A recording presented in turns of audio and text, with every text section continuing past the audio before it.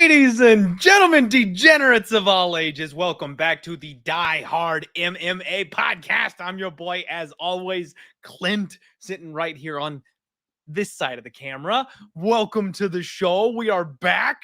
We got another set of fights to talk about. UFC Vegas 81. We got through UFC Vegas 80 last week, and we have got some serious MMA action coming right around the corner to us. Tons of fights to talk about, tons of exciting matchups. I can't wait to get into it, and I could not be more excited than to sit here and talk to you guys, because I'm going to tell you guys something. Okay?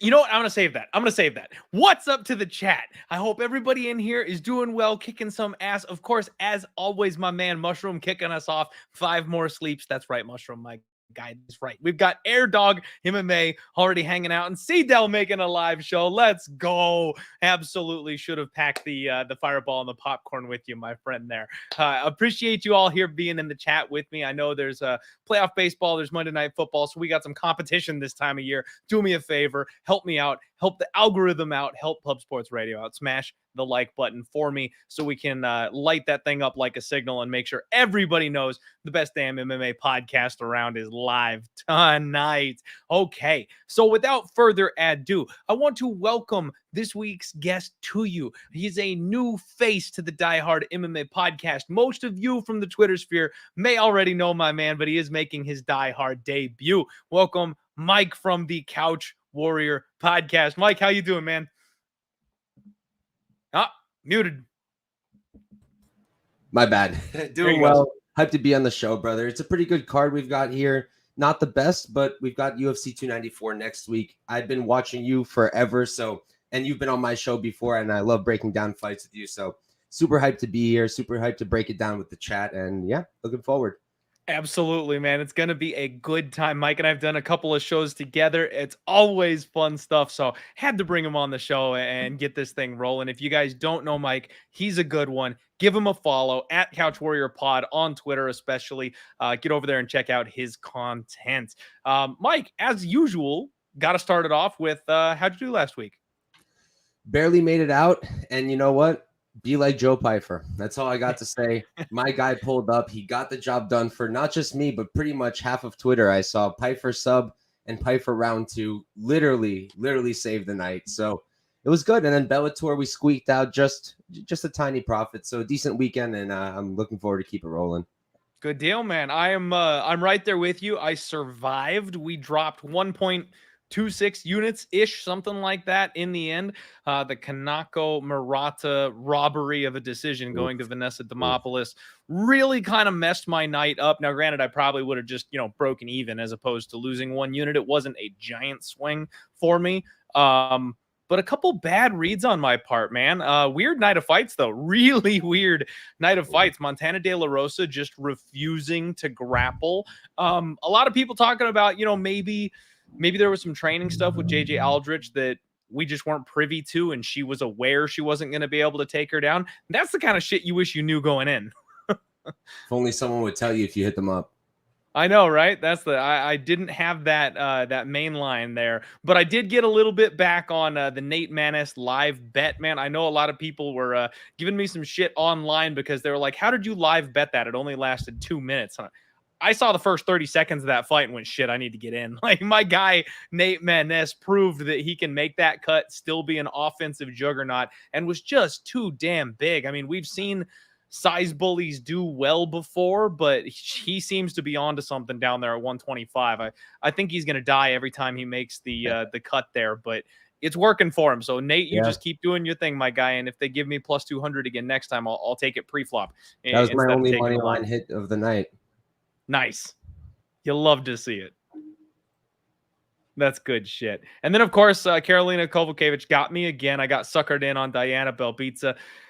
I thought she did everything right in the first round, and then somehow inexplicably she decided to back up in rounds 2 and 3 instead of continuing to like pressure and go forward. Just tough scenes, man. Because I really truly believe that if she had just continued to be the bully in that fight, that she would have broken KK. She really looked like she was already kind of down on herself and looking like she didn't like the way the fight was going. She didn't enjoy being hit. And then Belbita just started striking technically with her and backing up and giving her space and respecting her. And that was all she needed to just find the shot that she could piece her up with over and over again. So she got me. And you know what, man? For the last damn time, Alexander Hernandez needs to be on a no-bet list. I need to not be allowed to put my money on Alexander Hernandez. Somehow I sold myself on him having the grappling upside in this fight. He shot one takedown, got it stuffed immediately, and it ruined my parlay, man. My degenerate decision parlay. I saw that. I had Aori decision, Buckley decision, and if I had just gone to Bill or if I had slotted something else in there, I mean, Dober KO, I mean, anything. I had plenty of other props on this card that I could have hit, and instead I used Alexander Hernandez decision as that third leg, and it cost me a 90-1. So frustrating night. But I do like how it ended. You know, got the biggest bet of the night home on Buckley. He looked like $1 million.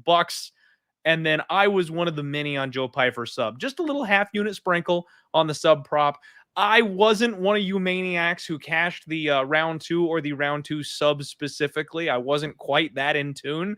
But I'm happy to be on the train because I got to tell you, man, seeing all those tickets on Twitter, I'd have felt really bad if I was one of the only ones who regularly posts and does content not hitting the sub or the round 2. I would have felt left out.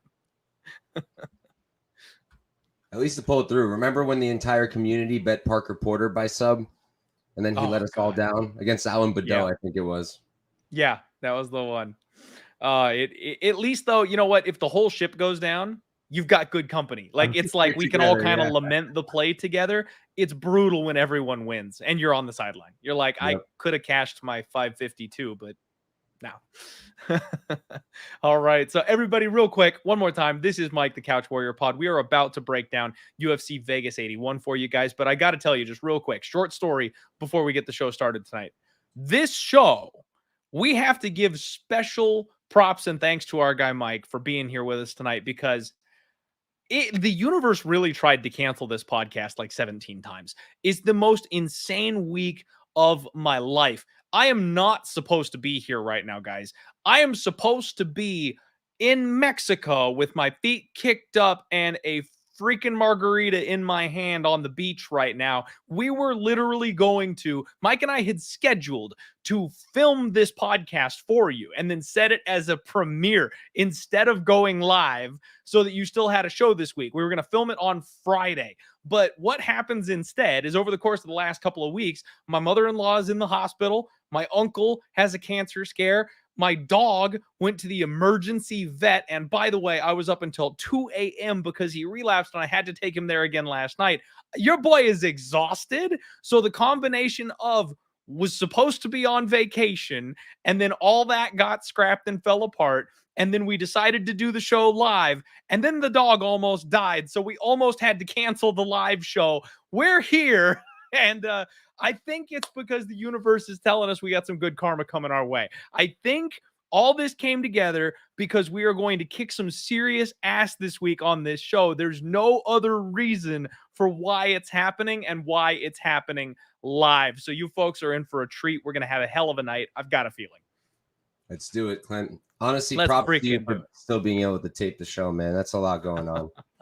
Thank you, man. I appreciate it. I had 2 energy drinks today, and I've kind of zombied my way through the afternoon. I've been studying tape literally up until the last second before filming. So, like, it's all fresh off the presses right here for you guys. We are going to get on into it one more time. let's get the damn thing going. Hit the like button for me and let's get rolling. My guy Air Dog, thank you very much for the positive thoughts, my guy. Really appreciate it. Everyone at least thankfully is in the clear for right now. I want to let you guys all know that. So rare that everybody turns up okay after that many train wrecks all happening at the same time. So feeling grateful, feeling lucky, appreciate the thoughts and the prayers. But let's get into it. Let's get into the good stuff. We got gambling to do here. First fight of the night, Ashley Yoder takes on Emily Ducote in your curtain jerker here for UFC Vegas 81.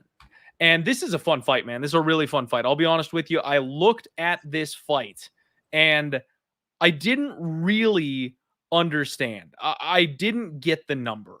I don't usually start with the odds and then like work my way backwards from the breakdowns. You guys know that. I like to kind of tee it up and talk to you about the fight. But this one, I'm like, Ducote is like a minus 300 and she's taking money. And I couldn't remember her for the life of me, man. It was one of those things where I'm like, I know that name, Ducote. Like, why do I know Ducote? I know Ashley Yoder for sure, and she's a regular fade of mine. Like, I know I want to bet against Ashley Yoder, but minus 300, damn, man. And then I go back and I run the tape.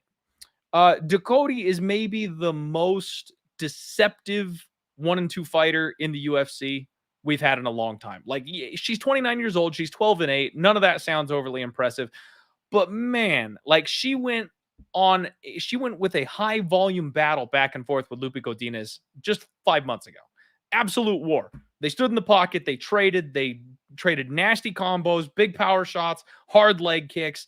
And she really tried to mix the grappling, man. She really tried to mix her game up and do the right things to give herself an advantage there. But you're not taking down Lupe Godinez. Good freaking luck with that. Like, it just wasn't happening for her. But it was a good fight. It was a good performance. It showed what level she could be at the UFC level. And she lost to Angie Hill. And again, that's another one where her debut was Jessica Panay. She fought Angie Hill in her second fight, like massive leap in competition. I think this is the reset button, man. I think this is the one where they're going, okay, we thought you were maybe a little further along than you actually are. Let's step it down one. Let's just walk it back a notch. She's got 90% takedown defense. She has no problem getting up and over 100 significant strikes over the course of a 15-minute fight. So she's got that volume ability. She's got decent counters. She's got a nasty lead left hook. Like I mentioned, the wrestling is coming along. She's mixing in those takedowns. Very crispy jab. Love to see her jab. But the big one, man, why I remember the name Ducote is because in her UFC debut, she had Jessica Panay hobbled on one leg in the first 5 minutes. First round of the fight, she absolutely destroyed her legs. And then she did kind of take her foot off the gas. She really just wanted to get that UFC win. And as much as you want to like lament she didn't show out, she didn't get the big finish, that's some high fight IQ shit. Like, she was like, I've got a wounded animal in front of me. I'm just going to win my UFC debut. And I can't hate on that. Now, on the Ashley Yoder side, she's 8-8. She's a literal 500 fighter as a professional. Tall, lanky, long, 35 years old. She's on the downside of her career here. There wasn't much of an upside to begin with when it comes to the UFC. 1-4 in her last 5. Her only win over Miranda Granger. It just is not a very good look. She's very tough. She's never been finished before. Typically, she's pretty low volume, and she always ends up in grappling fights, man. Like, no matter what, she's just addicted to hitting the cage and hitting the floor. And even though she always tries to strike first, somebody's shooting. Like, I don't know what it is, but somebody is always grappling in a Yoder fight. And she's supposed to have like a high level, level of BJJ, but she always loses her positions. Like, she falls off people. She's sloppy. She leaves gaps. People can get up on her. She's got good, solid defense for her submission defense. She's never been tapped before or anything like that. She's going to be 5 inches taller with a 6-inch reach advantage. And normally speaking, man, I love that. Like, that's a stat that makes you want to go, ooh, that's a big advantage here in this spot. But she's kind of that classic MMA fighter where she actually kind of has a downside to that reach. She's slow. She can't get her arms back. Like, she has these long, lanky strikes, and then she's just there to be hit coming back the other way. Running back the tape. You guys know I love my redheads. One of the biggest robberies that I completely forgot about. Random Marcos losing a split decision to Ashley Yoder. If you guys run that fight back, my God, like every single time Randa Marcos touches this girl, her head is snapping back. Like, she got the brakes beaten off her by Randa Marcos. And then she lands a couple takedowns. They're going to do a couple scrambles. She does absolutely no damage, gives up top position, ends up on bottom, and then they're back on the feet striking again. It was one-way traffic, Randa Marcos, and somehow she lost a split decision in that fight. And I remember, because looking back, of course, I had a bet on Randa Marcos that night because I always have a bet on Randa Marcos. At any rate, man, this is maybe the longest winded breakdown for the most undeserving fight for this level of attention on the entire card. And I apologize, but it comes to a head here because I've got a bold prediction for you here. Okay. Ducote's going to be the first one to finish Ashley Yoder. She's going to knock her out. I'm going to play the 500, the plus 500 KO prop that's out there right now. I want to see if it opens up anywhere else. Maybe when it comes to the US markets, we'll get a juicier number because they tend to, bait people a little bit more with more plus money on this side. And I know, like I said before, Yoder's never been finished, but if Ducote treats Yoder the way that she treated Panay, it's the same setup, it's the same height, it's the same reach, it's the long, lanky fighter that she's got the speed advantage over, not someone who can match her short, stocky explosiveness, not somebody that's going to be able to shoot takedowns on her regularly and cause her problems in that realm. This is exactly like the Panay fight. She's going to beat the hell out of Yoder's legs. Yoder will not be able to stand. And when Randa Marcos is snapping your head back and rocking you couple of years ago, and now you're 35 and you're facing someone who's younger, a better boxer, and hits harder, I think it's coming. I like Emily Ducote, and people may not trust me right now saying something is a free square because that's what we said about Kanako Marotte last week. In fairness, she won that fucking fight. She was a free square. I don't care what the judges say. She won that fight.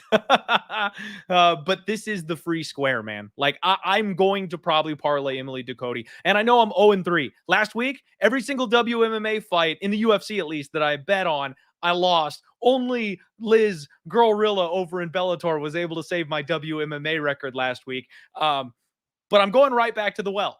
I know chalky women's MMA. It's never a good idea. Ducote is winning this fight.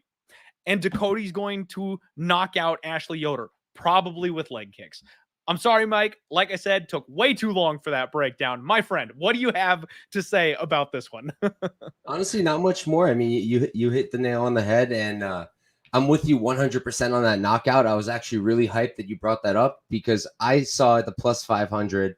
And even before the props dropped today, I was checking out the under, and I was like, plus 275, like, I really think Ducote could finish her. Like, I really think she can knock her out. And then I was waiting to see what the knockout prop would be, and it was plus 500. And just like you, I was like, I should probably play this, but I want to wait to see if I get something better on FanDuel or Bet Rivers like we usually do.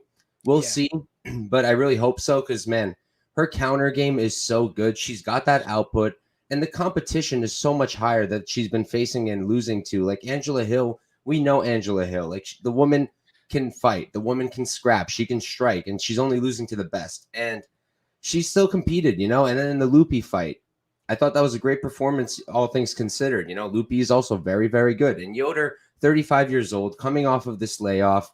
I think 2021 was the last fight against Jinh Yu Frey, and like the headline for me here is she got outstruck by Jinh Yu Frey. Like, for me, that's the headline. On the feet, she got totally outstruck. It's not like Jinh Yu Frey took her down and dominated her. She didn't. It was almost purely on the feet, and she got outstruck. And Ducote is so much better on the feet. For Ducote to lose here, she's going to have to come in here and just freeze up completely and just not throw. That's the only way I see this going down. And she doesn't do that, man. She lands 100 significant strikes a minute. That's not total strikes. That's significant strikes. She ain't freezing up on Yoder. I really don't think so. And I got lucky enough. I got her at minus 270 last week, which I was really surprised about. She opened up at minus 600, Clint. And then there's a ton of love on Yoder. At that line, I get it. You can just blindly bet women's MMA at that line and probably be profitable. But it's true. At minus 270, I thought that was pretty generous. I parlayed her up with Kat Zingano and Berkhamov, which worked out. So now I have 2 units plus 102 on Ducote, and I'm going to sit with that and then probably add the KO prop. I think she's going to dominate here. I really do. I like it, man. I like it. I'm going to join you. I haven't looked, like I said, I was tape studying right up until we jumped on the show, so I didn't fire off my bets or anything like that yet. And I have a question I have to ask everybody listening as we get into the show that I'm going to wait. I'm just going to sit on that for a second because I've got a conundrum here tonight. But so I have not locked in additional bets. I only have one bet on the card so far. I'm going to find a way on Ducote. I will be playing that knockout prop. I'm hoping we get better numbers on like FanDuel and DK, just like you're saying, because for a women's MMA fighter who hasn't knocked anybody out in the UFC, taking on someone who's never been finished, you'd want a little more than plus 500. Like you'd think we'd get an 8-1 or something like that. So fingers crossed the US markets are giving us a little extra sauce on that prop, and we'll take it from there. Hopefully we end up getting that one, man. I like that we agree. All right, everybody, hit the like button for me. The viewers are starting to roll in. We got 83 live right now. Thank you all so much.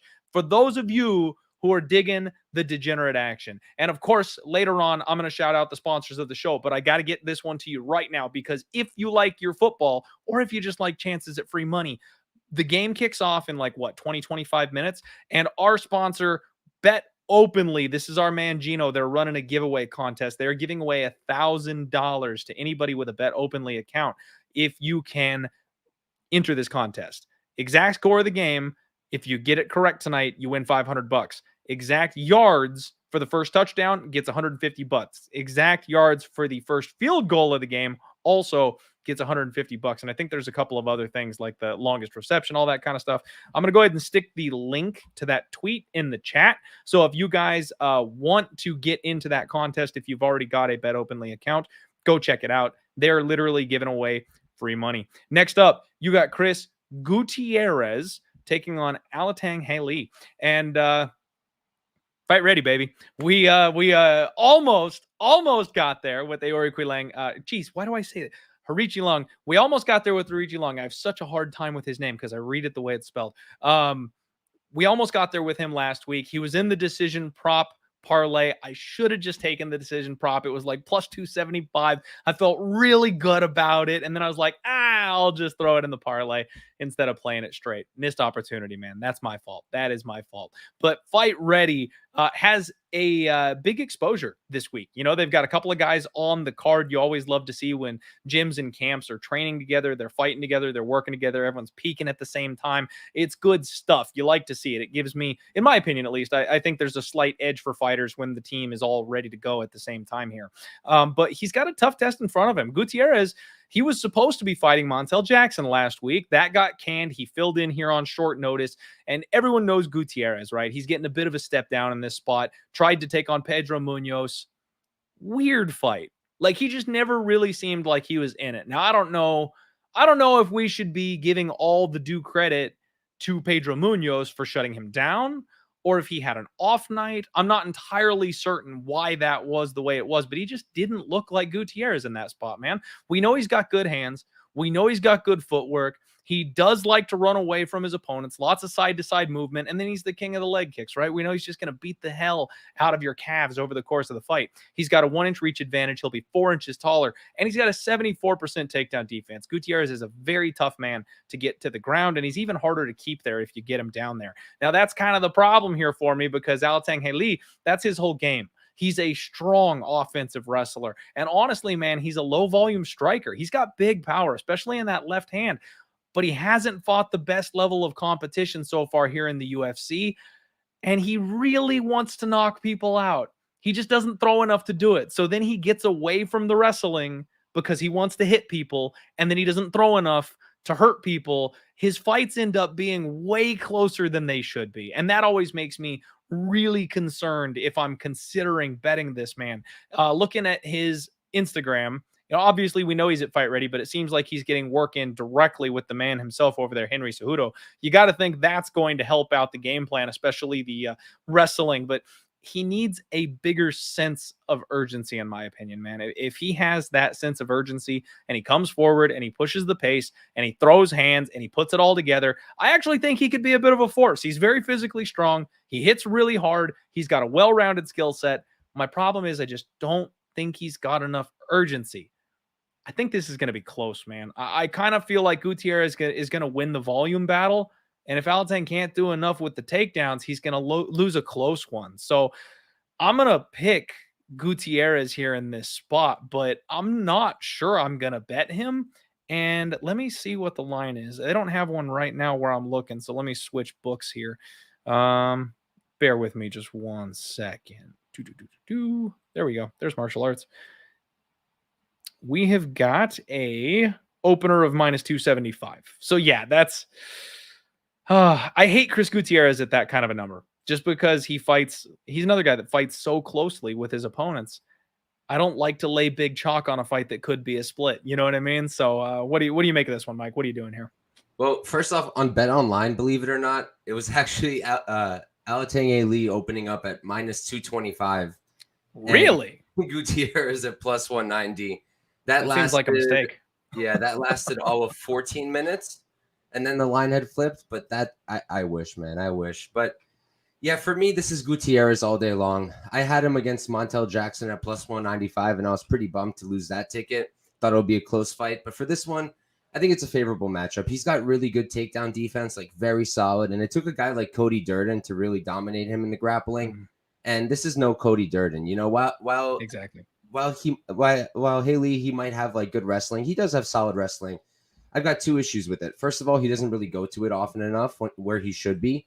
And I also think that he's not setting it up well enough with his striking. His boxing is pretty good, but he struggles at range and he's not setting these takedowns up properly. And if you're not setting up your takedowns, you're probably not going to take down Gutierrez. I think the leg kicks are going to be super relevant. It's honestly so annoying at this point hearing the commentary team talk about his leg kicks, but I get it. It's his major weapon, and it's really solid, and it opens up the hands too. It allows him to be more effective with the hands. Yep. I have a hard time seeing Haley pull this off. I mean, at these odds, +235, I can't blame anyone taking the shot if they do think that wrestling is going to be effective. But for me, if we're on the feet, I'm concerned for his health. I feel like Gutierrez is really going to mess him up. And when the props dropped today, I actually did get his knockout prop at +800, which I like a lot. Now it's not as fun. It's +585. I don't know. Maybe the domestics will give you better lines, but I think that finish is really live. I really do think he can find that chin. I think the leg kicks will add up, and I'm thinking maybe like a nutritional knockout in the late 2nd or 3rd round for Gutierrez. Hey, great number, man. Great number. Well played. You know, if I was playing devil's advocate on this one, I probably would go with like Alateng by points. You know, if you can get +400, +500 on the decision prop in a fight that we expect to be close, maybe look for that split prop on DK when it comes out. That's probably how I'd look to bet it. But I'll be honest with you, man, I'm probably going to pass. So I'll cheer for you to go ahead and get that knockout because I don't think I'm going to have a financial investment on this one. Makes sense. Yeah. And guys, in the chat, real quick, just want to let you know, I shouted out the Bet Openly contest on Twitter. I know most of you have probably signed up by now, but in order to be in the contest, obviously, you probably need to sign up for the platform. So I did put the link for the Bet Openly sign up in the chat below. Even if you guys have already signed up or if you don't plan on signing up, that's my link. They notice when it gets attention, drive some traffic for me. Do me a favor, click the link. Just check it out. Bet Openly is a cool platform. You guys are definitely going to want to have that one. Got to shout out new member, new Pub Sports Radio member right here. And it's none other than, oh, wait, give me a second. I'm going to do my Broly for you. Kakarot! I don't know if anybody else got that one. Definitely a DBZ reference. You love to see it. All right. Welcome, Kakarot, to Pub Sports Radio. And thank you for becoming a member. All right, everybody.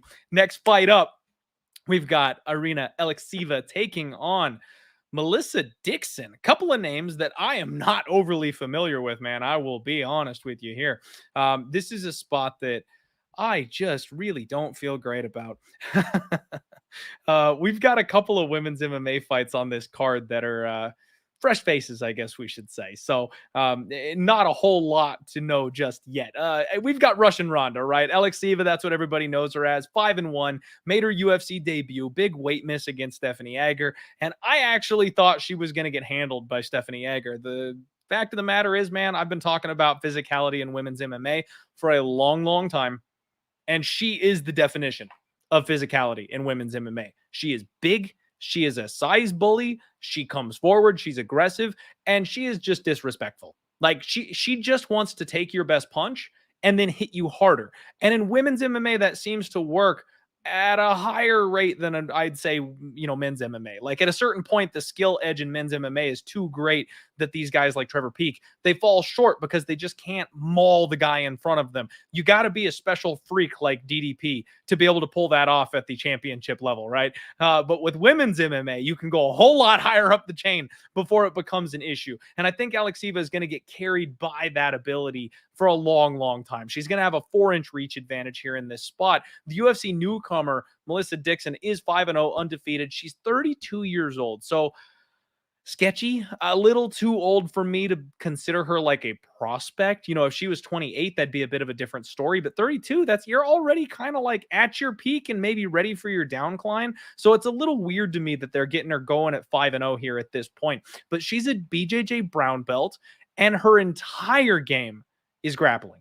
Like she has no striking to speak of. She walks her way forward and basically just has to tank everything coming at her until she gets into the clinch. Now, once she's in the clinch, good knees, good elbows, good, durability. She has great top pressure. Once she does chain you to the ground and get you on the mat where she wants you, her jiu-jitsu is obviously the strength of her game, and she does really well when she's down there. She's not a very fast starter, though. She seems like she takes a little bit of time kind of getting into the fight, and that's where, from what we've seen with Alekseeva, that could bite her in the ass here, man. Like she could get behind real quick and she could be already compromised and damaged in this fight. I kind of think that Dixon's going to have to come back in this one. And if that's the case, if I'm going to bet this thing at all, now it bit my ass with Bobby Green because I planned on betting Bobby Green live thinking that Grant Dawson would slow down. And if we're going cardio for cardio, I thought Bobby was going to outlast him and have some success late in the fight. Didn't think he'd one punch him. So all props to Bobby King Green. But in this spot, I think Alekseeva is going to start fast and she's either going to finish this girl quick or she'll slow down, she'll get tired, and then she'll get dragged into the mud. I don't really understand this line though. Dixon is a minus 155 favorite. And Alekseeva being a plus 135 underdog, especially after seeing her do what she did to somebody like Stephanie freaking Edgar, I feel like that's a bad line. And it makes me almost feel like it's a trap. Because, of course, everybody just saw Alekseeva do this to Edgar, and then she's plus money against a nobody. Like, that smells to me, man. Like, that definitely has that bookie trap scent on it to me. So I kind of feel like we're going to get a fast start. But if Alekseeva doesn't finish, Dixon probably fights her way back into it and takes over the later this fight goes. I wouldn't mind looking at a sub prop. And like I said, I think you'll get a good live number because Alekseeva probably is going to flip to being the favorite. And it's going to be up to Dixon to survive and then change the pace of this fight. What do you make of this one, man? What are you doing here? Yeah, so I mean, I had to play Alekseeva plus 140 after doing the tape. I don't blame you, man. I was going to pass because I'm not really high on either of these ladies, to be completely honest. I mean, Alekseeva, really physical, and I love her because she will fight for your money. Like, especially recently, I've been talking about this on my own shows. I'm really starting to look to back people who will fight for your money, who will go out there and no matter what, they've got that dog in them. And it's really, in my opinion, something really important to cap in when you're looking at these fights. And not to say Dixon won't fight for your money. It's just that I think Dixon's style is going to play into Alekseeva's because, like you mentioned, Melissa Dixon, not a great striker. I don't think that Alekseeva is a great striker either. She hits very hard, but she swings very wild. No real process to it. Nothing clean, nothing really down the pipe, but she's hurting her opponents. And Dixon on the other side, really not much on the feet, really just looking for those takedowns. And if she does that, she's going right into Alekseeva's world. She's going to have to survive on the ground against her. How's Alekseeva going to look off of her back for prolonged periods of time? We don't know. It hasn't happened yet, so we have no idea. But seeing what she did to Edgar, I have to believe she's going to be able to threaten at least a decent amount of things. I believe she's a Sambo world champion. I don't put too much stock into that, but it does mean something. I mean, again, look what she did to Edgar, a very solid grappler and judoka in her own right. So I feel like Alekseeva, she's just tougher, bigger, stronger. I think she's a better grappler, maybe not offensively, just overall, though. And I think she's going to finish Dixon at some point. I played her sub as well as the money line. It's still there. It's plus 550 for the submission. Like I said, if we're going to be on the ground a lot, which I think we will because of both women's style, you got to take a shot on that sub prop as well. You know, it's interesting, man, because I kind of think that Alekseeva has a better shot at KO than she does by sub. You know, from what I have seen of Dixon, I think she's got a pretty sizable grappling edge here in this fight. I know that Alekseeva's got that Sambo background, so she knows what she's doing. She likes her ankle locks, she likes her knee bars. Hell, that's how she won her UFC debut, was by knee bar, and it was a beautiful attempt. But I just think that raw physicality, the elbows, the punches, the kicks on the feet, like I think that's got more of a shot for her to get home, which again just has me scratching my head because I'm going, they're saying that Alekseeva by sub plus 550, like that's a fine number, but the KO is 11-1. Why do we think it's more likely that she subs this girl who is a higher belt rank than her if that's the way she fights? Like the numbers are just not quite adding up here to me. The one thing that, like I said, I'd be interested in because I kind of am leaning towards the Dixon side here. Dixon by sub is 6-1. And again, hoping that the US markets give us a little bit better of a number on that one. I'd be looking to, I'm hoping Dixon can beat Joe Pyfer, man. Like, let's go round 2, round 3 sub. Like, I want to see what the numbers are on the round 2, round 3 and say, let's remove round 1 from the equation, expect that she's probably going to lose that round. And then as the fight goes deep and maybe Alekseeva starts to slow down, tire out, gets backpacked, because that's what this girl's really good at, man. When she is on the ground, she's got heavy top pressure. She makes you carry her weight and she finds the back. Her rear naked choke is extremely dangerous. And Alekseeva, I think, is too tough to get knocked out. Like, I think if she gets on her, she's not going to go unconscious because she's got a good chin. And then she's always going to be tough enough to like not get just TKO'd by the ref, right? She's not going to shell up and just like curl over and let this girl elbow her to hell. She'd rather roll and give her back. She'd rather throw an arm up. And I think that's going to open up the submission for me here. So if anything, I'd be looking at Dixon live, and anything pre-flop would be Dixon sub or late round submissions. And that one probably makes it into the submission special this week, man. I'll be honest with you. What do you think about the under, Clint? Under 2.5 at plus 140. I don't mind that at all. I don't mind that one bit just because of the way they fight. Like, Alekseeva forces a brawl. Now, could she tire out, but then be too tough to finish and we get like a Dixon decision or like a split decision where round 2 and round 3 are contested up against the cage? You know what I mean? Like, it's lots of back control, but nobody can quite get the finish. Like, I can absolutely see that happening. But with the way Alekseeva fights, I almost feel like she forces an under, and this girl Dixon is more than willing to engage in that kind of a brutal fight to the death.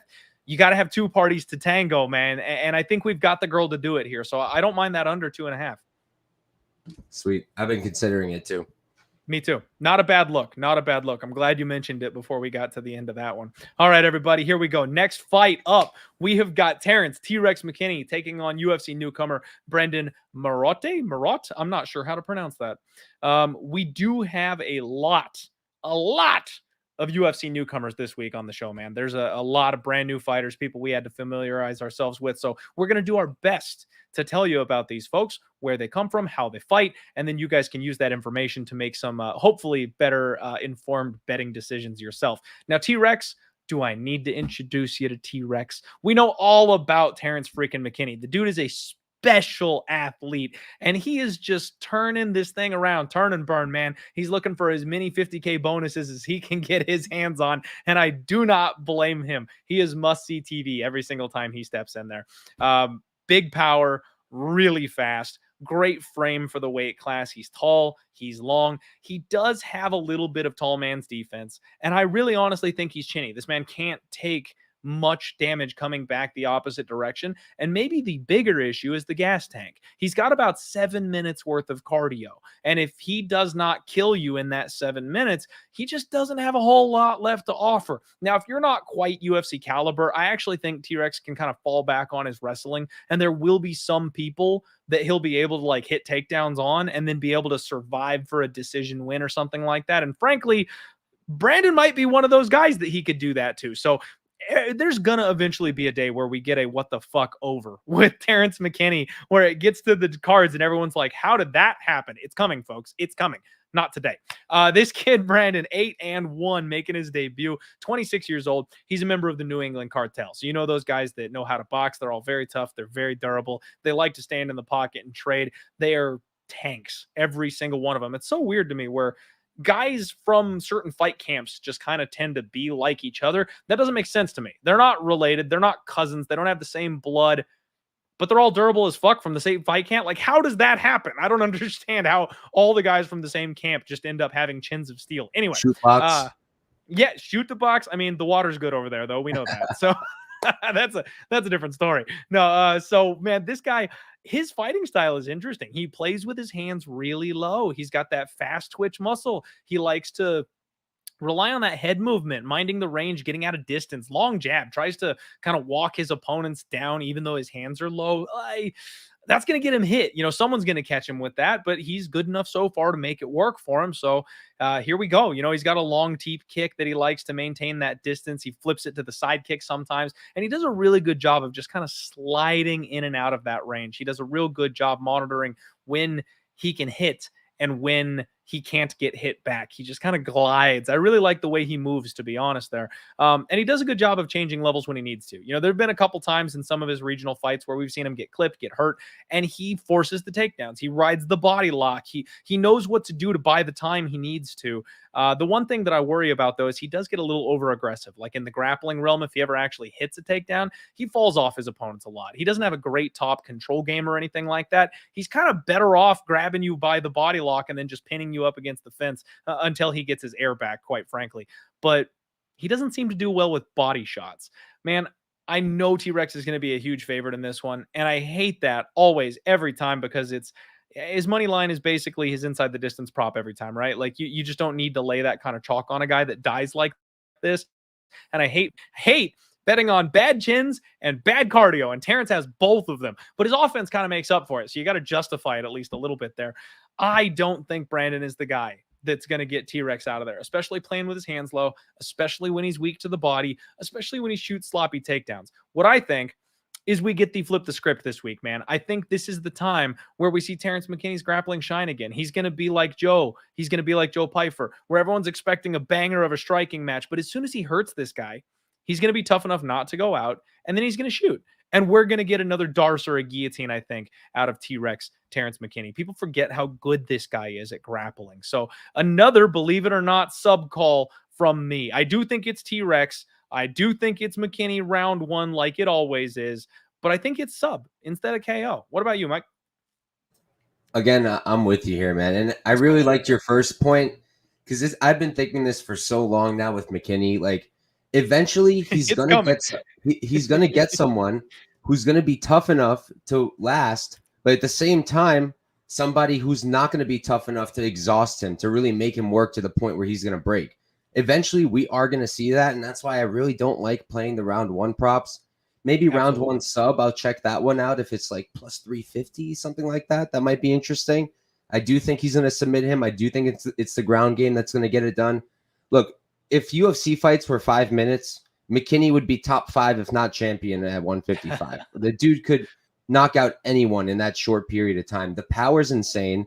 And on top of that, he's actually very skilled. It's not just one of these guys who has, like Trevor Peek, who comes out there with insane power, but it's a guy who has insane power, but he can strike. He can throw 1-2s clean. He can put together combinations. He can go to your body, mix in knees, whatever he's got to do. He's got a nice arsenal of weapons. And then on top of that, his wrestling, I think, is his best aspect completely. His wrestling is extremely dominant. He's got really good hips, really good timing. The jiu-jitsu is very, very solid. Great back takes. Once he's got that figure four, good luck getting out of there. I think he's going to submit this guy. And you watch his fights, literally the last fight from Marotte, Lionel Young, believe he's 39, something like that, took Marotte right down, and controlled him for, I think, a few minutes. That's almost all I needed to see. I still needed to see some more. I wanted to see the striking. I think his striking is decent. And we have seen Terrance hurt by guys like Eric Gonzalez, right? Ghost Pepper, who isn't very good, but does have power and some good striking. So is it possible Terrance gets hurt? Yes, but I think, long story short, he's going to dominate and probably get a sub early here. I like it, man. Once again, glad you and I are riding on the same page here on this one. That's got good vibes written all over it here. I do think Terrance McKinney probably gets another 50K bonus here on this one, and make sure he's in all your DraftKings lineups. Not that I'm a DraftKings guru. I basically donate money every single week just because DraftKings is fun. I'm so bad at DraftKings. I'm so awful, man. Like, it's so funny too, because there will be weeks where like my plus 10 or 12 unit nights where I just smash the betting slate. I'm like not even making the break even bottom number for money in DraftKings. Whole nother I game, shit the man. bed on 1 or 2 picks and I'm missing by like 5 points or something. It's awful. It's brutal. All right. Next up, everybody, we got one more women's MMA fight for you. Tainara Lisboa takes on Ravena Oliveira, and that is a mouthful. Thank you very much. You know, fun fact, man, about Tainara Lisboa is she's actually a real big fan of the podcast, and she has already left a like. So if you are also a fan of the podcast and haven't left a like on this episode, you should get your ass down there and smash that like button for me. No, so we got women's MMA coming up here, man. Tainara is 6-2. Her opponent, Oliveira, 7-1-1. Lisboa is 1-0 in the UFC with her first win coming via rear naked choke over Jessica Rose Clark. She's another weird one. Another 32-year-old prospect. She looks young, man. Like, you look at her pictures and I'm like, are you sure she's 32? Like, if you told me she was 24, I would absolutely believe you and think we've got some serious upside here on this prospect. But she's not, man. She's a little older. She's a BJJ purple belt. We talked about this last time. Supposedly a Muay Thai world champion, but I couldn't find the records. I couldn't find the tape. Like, I don't know where this Muay Thai world championship came from or anything like that. But you know what? Her striking in the UFC looked a hell of a lot better than it did on tape, man. She is one of these fighters that when you run the tape and then you watch her first fight in the UFC, you're like, oh, damn, like that doesn't look like the same girl. She's sloppy on the regional scene, and then she beat the brakes off Jessica Rose Clark for that fight, man. Big power clinch knees. She is nasty when she gets in tight with that thing. And then she's got a good, intelligent jab that's got some serious stank on it that seems to be improved from what we saw on the regional tape. Now, she does not move her head at all. She's extremely hittable. Now, that's your classic Muay Thai stomp your way forward and get hit style. That's what they do. And she very much subscribes to that. But it allowed for someone who is not very good, like Jessica Rose Clark, to bust her up in that fight, man. She made it competitive. She made it close because this girl doesn't get out of the way of punches. She had zero experience, man. And then she handled JRC in the UFC. Big jump, weird, and I'm not sure how I feel about it. Oliveira, 26 years old. This is a real prospect, man. She is the Brazilian Wonder Woman. She's a BJJ purple belt, and she's got a following. For those of you who are gentlemen in the, or well, not gentlemen these days, I guess, you can be whoever you want to be. She has a top-notch Instagram game, which, not being disrespectful, the UFC likes that. They like it when these ladies know how to work the Instagram, and trust me, she knows how to work the Instagram. This girl's coming for it, man. She is big. She is physical. She is strong. She's got great underhooks. Seems like she's able to just kind of overpower people. And again, not attempting to be disrespectful whatsoever. She's got a giant ass. She has running back thighs, man. Like everyone always talks about the Brazilian booty. Go look at her Instagram. This is the Brazilian booty, but it's like, I'm blanking on her. She's my nemesis in women's MMA. She lost the split decision to Macy Chiasson. Help me out, Mike. Who am I thinking of? Dumont.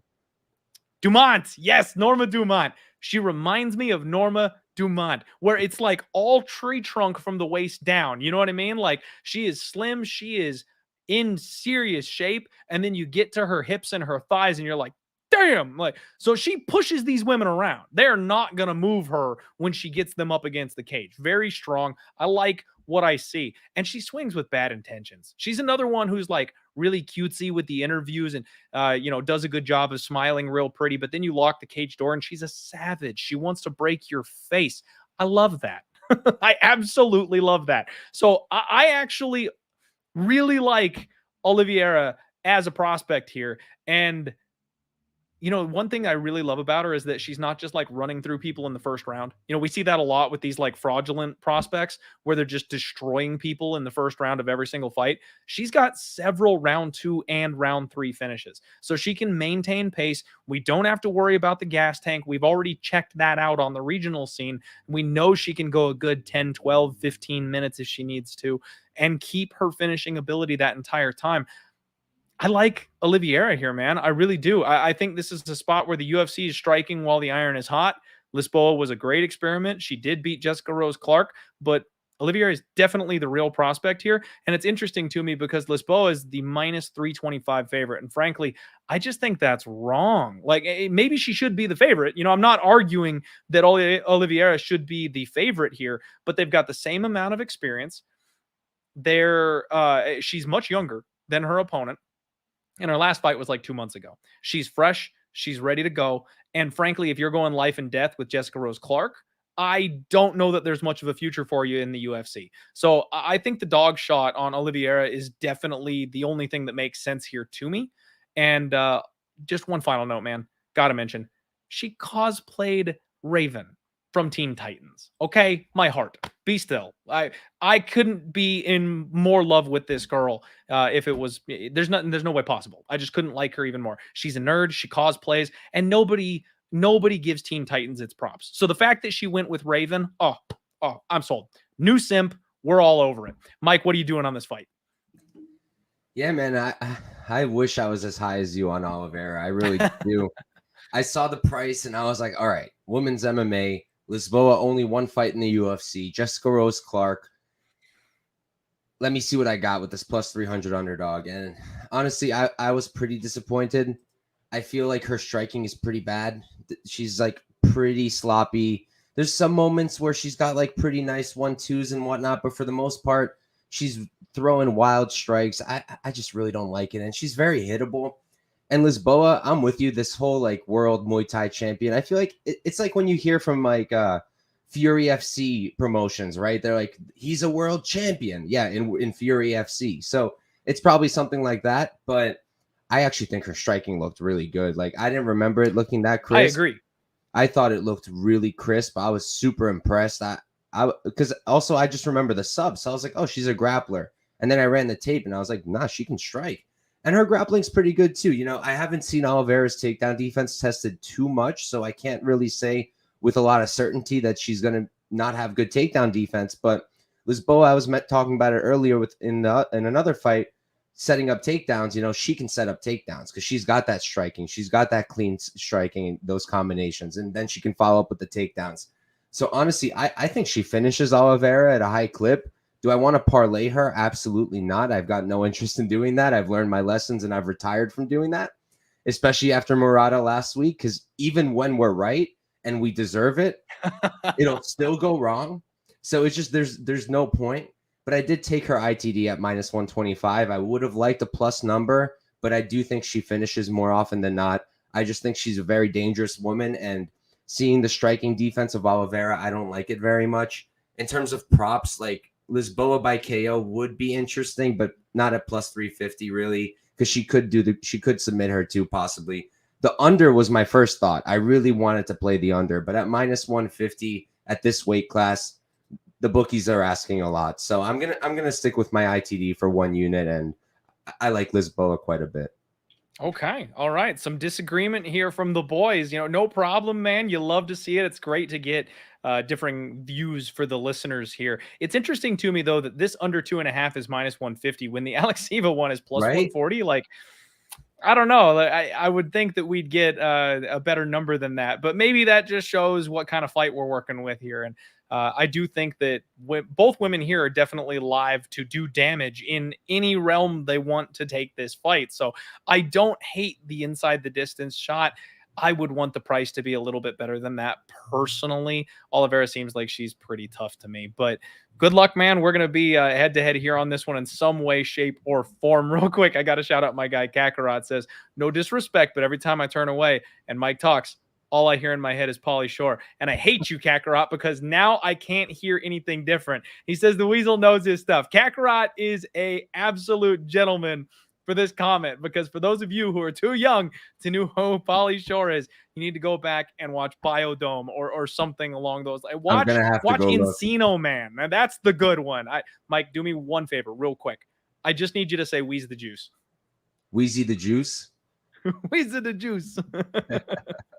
Oh man, that's funny, Kakarot. That is funny. You actually do sound a little bit like Pauly Shore. If you check him out. You know, if you're too young, man, you're too young. But if you steered into it, if you got the mannerisms down, you could pull the impression off. I like it. That's a good call. You're gonna have to try it out.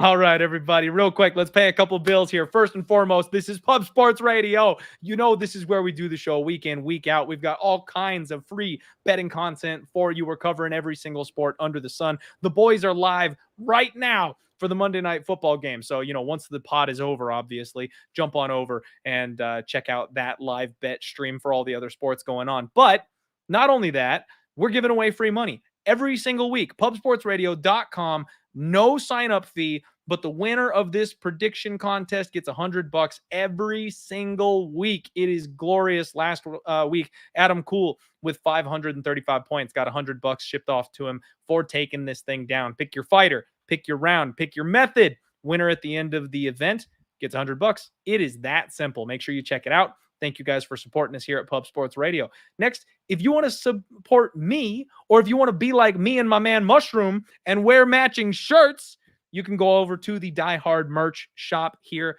Get yourself some merch. We've got the Trust Your Balls shirt. We've got the Die Hard MMA podcast logo and the Let's Roll. Hey, Christmas is coming up. I know you guys have, you know, lady friends, girlfriends. We need to expand the women's MMA Die Hard army, and I'm sure they would just love to rock and always trust your balls shirt. Don't do that. They'll break up. I was about to say, I'm going to get my girlfriend one of those. Next My up. fiance, my fault.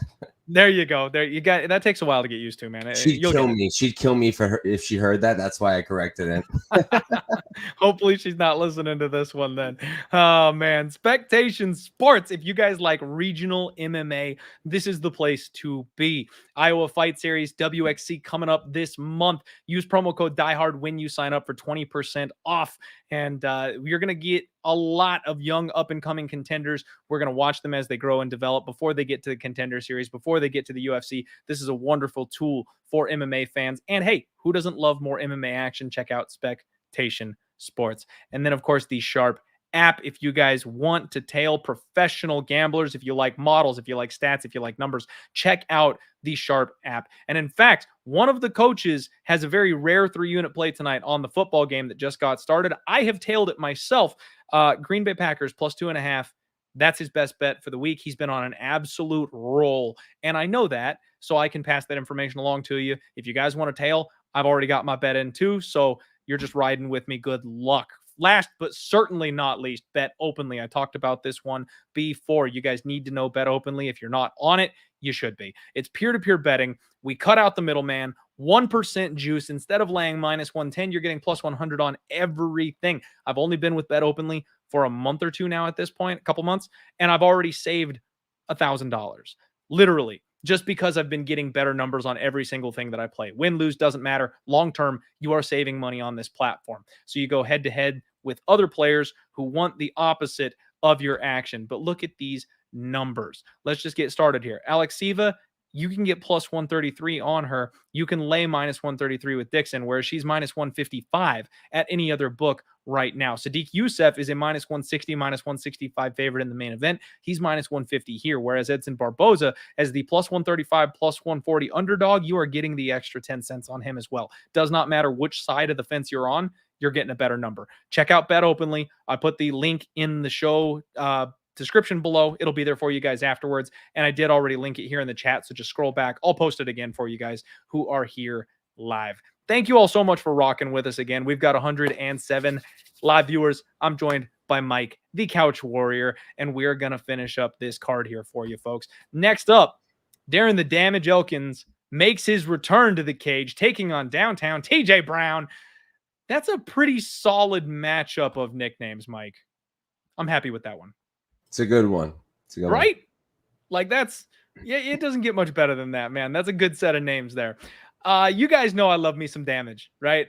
Darren Elkins is one of these gritty, old, grimy underdogs, mangy, foaming at the mouth that every once in a while shows up for you in a big way.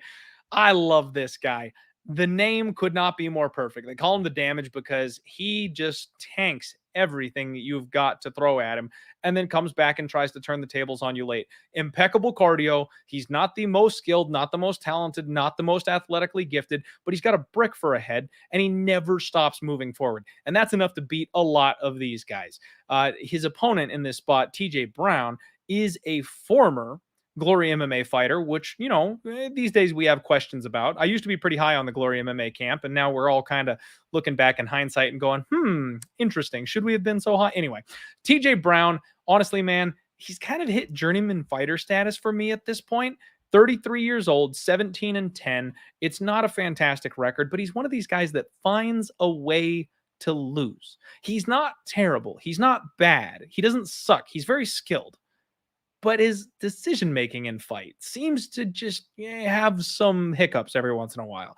And his durability is not great. He does get chinned in a lot of fights, and then he's just willing to brawl. And it becomes a killer-be-killed matchup. He's a solid grappler, but he seems to be the one on the losing end of the jiu-jitsu more often than not.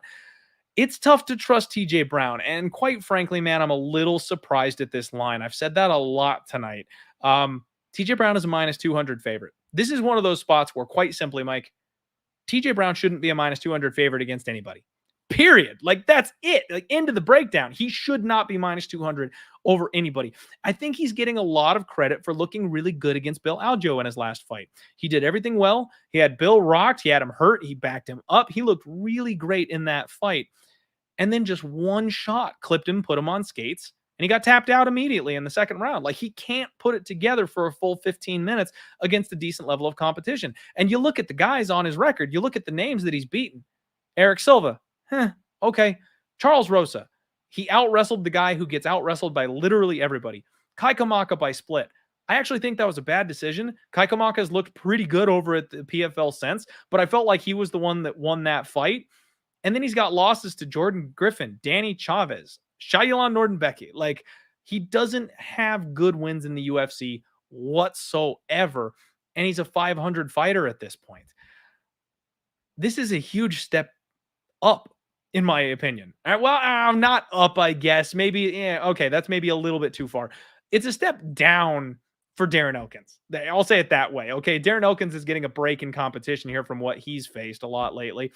He's struggled with guys like Nate Landwehr, JSP, Cub Swanson. Like, those are the guys he's having a hard time with. But you give him that little break in competition, and he wrecks people. I don't think TJ is going to be able to put a good enough game plan together to get Darren Elkins out of there. Now, maybe Elkins is shot to bits. Like, this is the problem I have, Mike. This year's been the year of changing of the guard. I've said it all year. I've made a lot better decisions when it comes to where I put my money because I've been avoiding these exact spots. The old fighters are getting ushered out. They're losing. End of story. Like, they're just not cutting it anymore. And the younger fighters are taking their rightful place in the UFC right now. I don't think TJ Brown has a rightful place in the UFC. That's all it comes down to for me. Elkins is 39 years old. The cutoff where we start getting terrified and we don't want to trust these people with our money is 40 years old. We know that it dumps off like a cliff once they hit 40 years old. And he's taken a lot of damage. So, damage-wise, he's probably a 52-year-old man at this point. But, 39, we're under the bar there. I think Elkins can beat this guy anywhere. The big stat, the real thing that makes me go, okay, I think I need to take this leap with Darren Elkins, just one last ride, man, one final time, one for the Gipper. There's actually something to support that. Not just a gut feeling, not just a, hey, he's getting a break in competition. No. TJ Brown has a 36% takedown defense rating. This man has never faced a takedown he didn't want to go down to. Like, he does not stop takedowns. Darren Elkins averages 2.73 takedowns per 15 minutes at a 34% accuracy. If he wrestles that aggressively, rather than striking with a young buck who's got this age gap on him and takes this man to the mat, TJ Brown is going to end up on his back. He's going to accept bottom position, and he's going to get tired. Darren Elkins does not get tired. So I think we have a very live, old, mangy, slobbery at the mouth dog, man. Why should I not be betting Darren Elkins at plus 170 against TJ Brown? Because you're going to get a better line. Ooh, that's a really good answer. I like that. I'm with you, man. I really want to bet Darren Elkins, and everybody I tell is just like, you're betting on a corpse. You're betting on a corpse. But like, we've been saying that, and yeah, I get it. Like, he's starting to really decline, but he didn't get finished by Jonathan Pierce. I was shocked. I was floored. I'm the biggest JSP guy on the planet. Me too. I have no idea how he went 15 minutes there. Because the dude he's an animal. And like, let's be real here. Nate Landwehr was actually against Elkins was one of my first bets ever. I think that was maybe the second or third card that I had started betting. And I backed Nate. I think he lost, man. I think Elkins won that fight. I think Elkins won. Lost. And, that wasn't that long ago. That was about 3 years ago now. So, yeah, 3 years is a lot and 39 is old. But the truth is he's still hanging in with these guys. He's beating guys that he should beat, and he's losing to guys who he should lose to. Cub Swanson, the loss makes sense. Jonathan Pierce, the loss makes a lot of sense.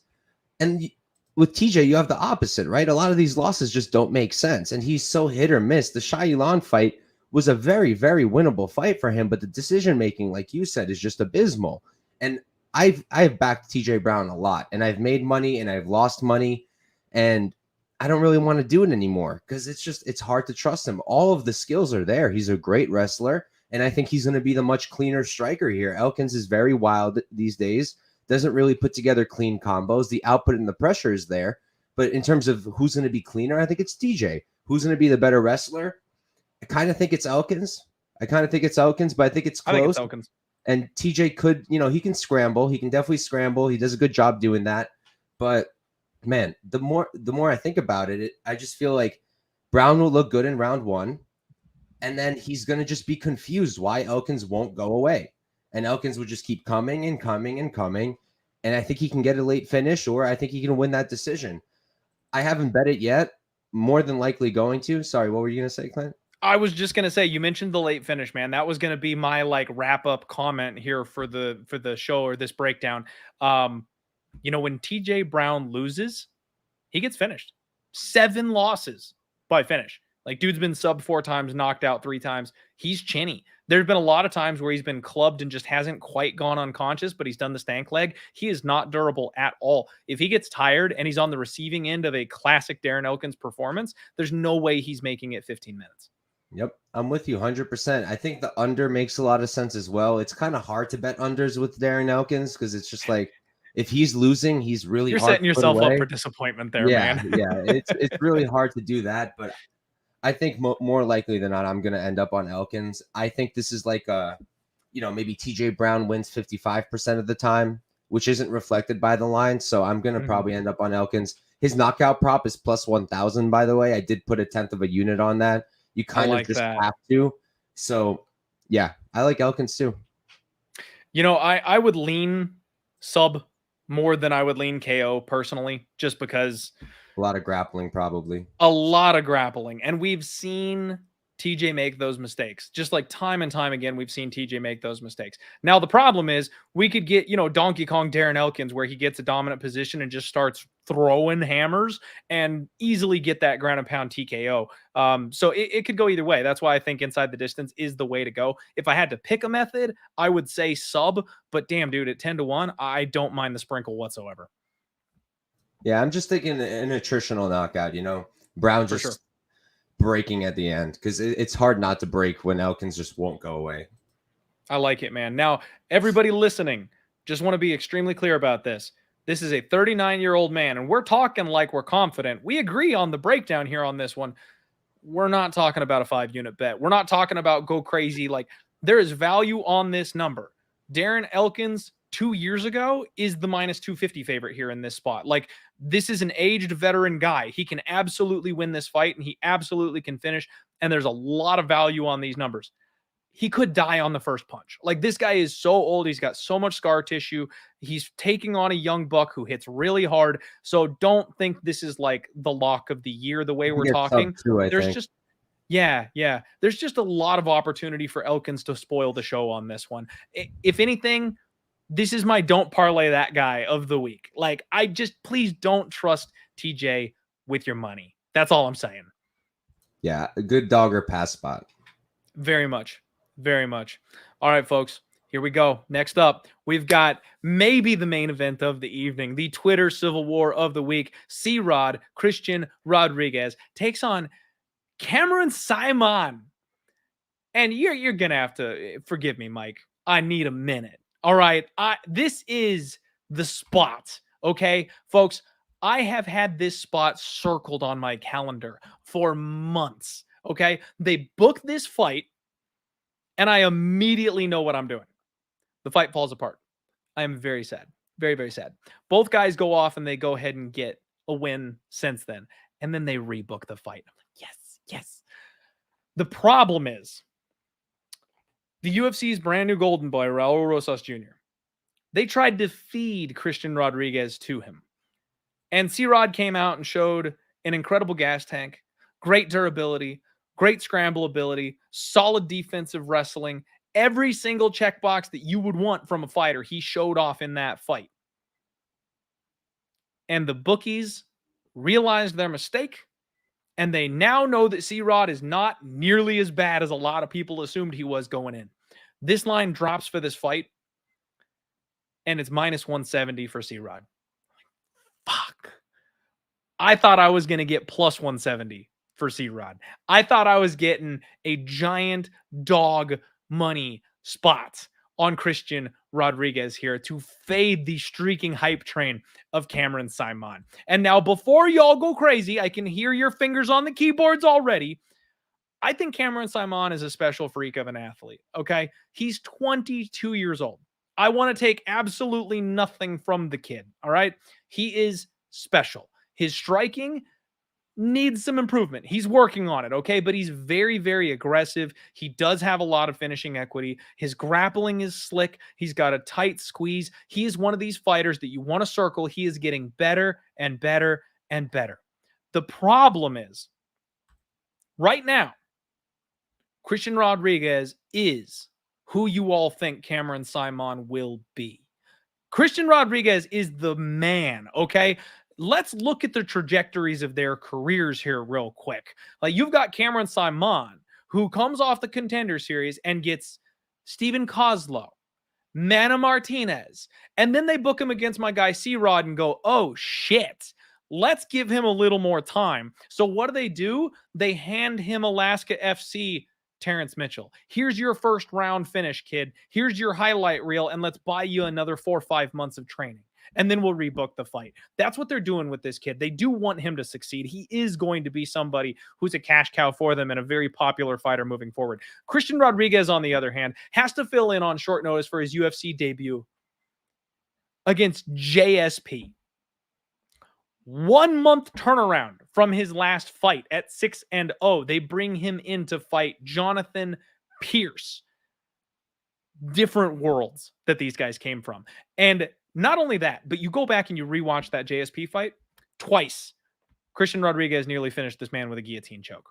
Any lesser man than JSP taps to Christian Rodriguez in his UFC debut. He absolutely could have pulled off the massive upset as a huge underdog in his debut. They give him Joshua Weems, a kid with a pretty solid record that people are kind of looking forward to being in the UFC, and handles him. Absolutely handles him. First round anaconda choke. And then the UFC goes, you know what? He's sufficiently built some momentum and some hype. Let's make Raul Rosas Jr. look real good against this kid. And he got schooled. Absolutely styled on. Christian Rodriguez has everything that you want from a fighter. He is combo working between my absolute favorite gym in the world, and that's Fight Ready, and Rufus Sport, a gym that is very well known for its boxing prowess. This kid's got hands, all right? He's got excellent boxing. He wastes no energy with his movements. He is calm and collected in every single situation he's ever been in that UFC cage. He's going to have a 4-inch reach advantage. He's got a gas tank. He's got slick submissions that people are still somehow underestimating, even after what he did in his last couple of fights. The fight IQ. Raul Rosas Jr., he probably had an opportunity where he could have finished him, but instead he knew what kind of monster he was in there against, and he played it perfectly to win a decision rather than overextending himself on anything. He constantly touches his opponents with his striking, and then he sits on them when he's got an opportunity to, but he never overreaches. He never pushes extra for that finish. This kid is a sleeping monster. The bookies know it now. And that's why he opened up as the minus 170 favorite. Your boy finally read the market right once. One time. It finally happened. I was so sad When I saw minus 170, 175, I was so upset. And then I said, you know what, Clint? Just wait. Just wait. Because you know the Saaiman people are coming in here. Not everybody out there thinks the way you do and thinks that Rodriguez is the side. Just wait. Sure enough, that line dips. I got minus 130, folks. If you've been watching the show for a while, you know that the 7-unit bet is my max bet. I don't do the 10-unit whale monster, whatever. The 7-unit bet is my big bet, right? That's always been the number. I am 4-1. I've lost one 7-unit bet since the show's inception back in 2019. 4 years, I've only had 5 7-unit bets, and I'm 4-1 on those. At minus 130, I laid 6.5 units on Christian Rodriguez to get the win. Now, Clint, that's not a 7-unit. I'm playing the submission prop. That other 5, that 0.5 units, that's going on the sub prop. I think Christian Rodriguez is going to show the world who he really is on Saturday. He is a better striker than Cameron Saaiman. The boxing is going to give Saaiman problems when Christian Rodriguez crowds the kicker and doesn't let him play at the range that he wants to. And then what is Saaiman going to do? What any other 22-year-old kid would do? You know what? I can grapple to. I'm going to shoot on this guy. He's going to get darsed. He's going to get his back taken. He's going to get choked out. One way or the other, whether it's a darce, a guillotine, a rear naked, I'm not sure, man, but he's going to sleep. Christian Rodriguez is not only going to beat Cameron Saaiman, but he's going to finish him. And I want to make it clear that I'm not hating on Cameron Saaiman. Young kids take lessons and come back stronger all the time. Raul Rosas Jr. did it. Saaiman's going to do it too. He will be something, just not Saturday. C-Rod season, baby. Mike, what do you got here? Yeah, man. So I'm on the other side, but it's purely numbers. Purely numbers. I was like you. I was waiting. I had the fight on my fridge. Was waiting for the C-Rod line. I cashed him as a big underdog against Rosas Jr. And I said, I'm going to do it again here. Going to get him as a dog. Going to play him. And then minus 170. I'm seeing plus 145 on Cameron Saaiman. And I'm like, all right, I gotta look at this. Got to see if there's an angle. Got to see if I can game it out in my head. Got to see if the numbers make sense. And, while I do think C-Rod's aside, I think he's the rightful favorite. I do think Saaiman is very live. I do think he has weapons here that he can use. I'll start going the other way first. Why I do think C-Rod's the rightful favorite. He's the bigger man, right? He's a great counter grappler.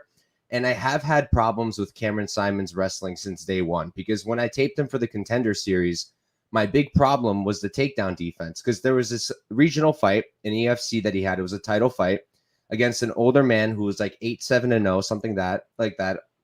And I had to buy an EFC membership just to watch the fight, but I needed to watch it for the tape. So I bought it. And man, he lost, I believe it was at least 2 rounds. He lost via grappling to a regional dude over there who was no good at all. And that was a major concern. But, he's young and he's shown a lot of improvements there. In the Stephen Kozlov fight, right? He got taken down 5 times, but who got more control time there? It was actually Cameron Saaiman, because he does have really good scrambling ability. While the takedown defense needs a lot of work, and even Terrance Mitchell took him down, he is really good at scrambling. So I think that C-Rod can go to the takedowns. If he's for some reason uncomfortable on the feet, I do think he can shoot. I do think he can get those takedowns, but I also think that Saaiman could scramble out. I think that Saaiman could also threaten subs. And I do want to mention Cameron Saaiman by sub is plus 1,600 right now. I don't think it's a likely outcome, but I also don't think it's that unlikely at plus 1,600. So I did put a tenth of a unit there, and I did play him at plus 145, because on the feet, I agree with you that C-Rod's good on the feet. He's a good boxer, but I think I kind of like Saaiman striking a little bit more. I like the way he creates angles. I like him a lot in the pocket. At range, C-Rod will probably be the one winning because he is longer and he uses it well. But I think that Saaiman can also be very live with the striking, especially up close. And his own grappling solid too. We did see C-Rod get taken down by Cortez, right? Got taken down, got controlled for 5 minutes. Is it something Saaiman really does well? No, but he can wrestle. We have seen that. So maybe that's a weapon he might at least threaten and make C-Rod think about. I think that more than likely, like I said, C-Rod's the rightful side, and I wouldn't play Cameron where he is now. But at plus 145, I just felt that the number is off. But hey, man, at least if I lose this one, I know you cashed your max bet, so I'll be okay. At least one of us wins. I think it's a super close fight, and if C-Rod had been the dog like we expected, I'd have a similar play to you, I think. Hey, if we're gonna go head to head a couple times on the card, I'd appreciate getting this one since it is my biggest position here, biggest bet of the year so far here on this spot. So I'm hoping I can bring this one home, man. And I totally get what you're saying. I'm right there with you on a lot of the points that you made. And like I said, I'm not trying to be disrespectful of Saaiman. I do see just how talented that kid is. But the one thing for me is I hold JSP and his scramble ability in like another level. And I'm like, if you can out scramble that guy, if you can take his back, that puts you in a different category to me. And I don't think Saaiman is going to be able to out scramble C-Rod, especially now that he's working with someone like JSP. And shout out my guy, Brendon Olivas. You know, he's over there training at Fight Ready every single day too. They've got such a good camp and they're so good on the mat. And C-Rod is just putting it all together with his boxing as well. Give them the good water that Fight Ready gives its fighters. He's going to be in freaking shape for this one. I can't wait for this fight, man. I love this spot, and I have planted my flag very firmly. Barstool did put something out about Cameron Saaiman months ago, and I tweeted that Christian Rodriguez submits Cameron Saaiman. It's got more bookmarks on it than I think I've ever seen. So I'm ready for war on Twitter on this fight, and I stand by it that I think C-Rod's going to find a way to a choke here because, like you mentioned before, the wrestling, the grappling, he makes those young kid mistakes. He's left his neck out a couple times. He's made a mistake and ended up having to bail on his position to save himself from a sub. Again, very young. He will correct those. He'll get better. He's going to go the right direction. I think this is too much too soon. I think it also worth mentioning for the C-Rod side is Saaiman, he trains with Duplessis, right? Which is awesome, great, but there's no one his weight there. There's no one his weight there who's good. Meanwhile, C-Rod's training in a camp where he's got plenty of guys his weight who are very good. So worth noting that too, I think. Absolutely. And you know, it's funny. One thing I did say though to somebody today, I can't remember who, he might train with Dreykus. He is not Dreykus. Like Dreykus is a freak. He's the freak of all freaks. This man has crazy, stupid durability. He catches second wins like nothing I've ever seen before. I'm still not convinced that they don't inject him with EPO between rounds because the way he comes out after getting a breather is just unreal. Saaiman might train with that guy. Doesn't mean he has the same physical gifts. Is he talented? Is he special? Yes, but I don't know that he has that same freak ability that DDP does. And that's one thing that actually leads me to the sub prop. A lot of people are saying that, you know, if he's going to win this thing, C-Rod's probably going to outstrike him and then potentially knock him out. And I'm going, no, like if you can spar with DDP every day, he's not going down. The kid's got a great chin. He's not going to get knocked out. That's why I think the sub is far more likely. You can catch a young kid making a mistake on the mat far easier than you can catch someone with a brick head on the feet because they can make the same mistake 5 times and it doesn't matter because they're just not going to go unconscious. He's got that kind of durability. So I think it's either a sub or a decision when C-Rod gets this thing done. All right, everybody. We spent a lot of time on that one, so I do apologize, but I'm heated. Biggest bet of the year. It's the main event. I'm ready. I brought the right shirt this week for this one, man. All right. Next up, we have got another rebooking here. Edgar Cháirez takes on Daniel Lacerda. We talked about this one a week or two ago. Mike, I think your camera died, buddy. Just a heads up. Oh, there you go. You're back. So we talked about this one a week or two ago. And, oh, I didn't mean to call you out when you were blowing the nose. Allergies, man. They're killing me right now, too. Cháirez is a dollar favorite bigger after the fight started. I find that very interesting. He was like a minus 200, minus 225 favorite. And then he gets that weird arm-in standing guillotine where the ref waves it off because he thought, you know, Lacerda's arm dropped and he was just trying to relax into the choke. They waved it off and said, we'll rebook it. My mistake. No problem. We all know Lacerda. He's the guy that just has no cardio. There's like 5 of them on this card that just can't get out of round 1. If they don't win in round 1, they're not going to win. Everyone saw the result. They knew without a doubt that Cháirez was going to win that fight now. So he's a minus 300 favorite now instead of a minus 200 favorite now.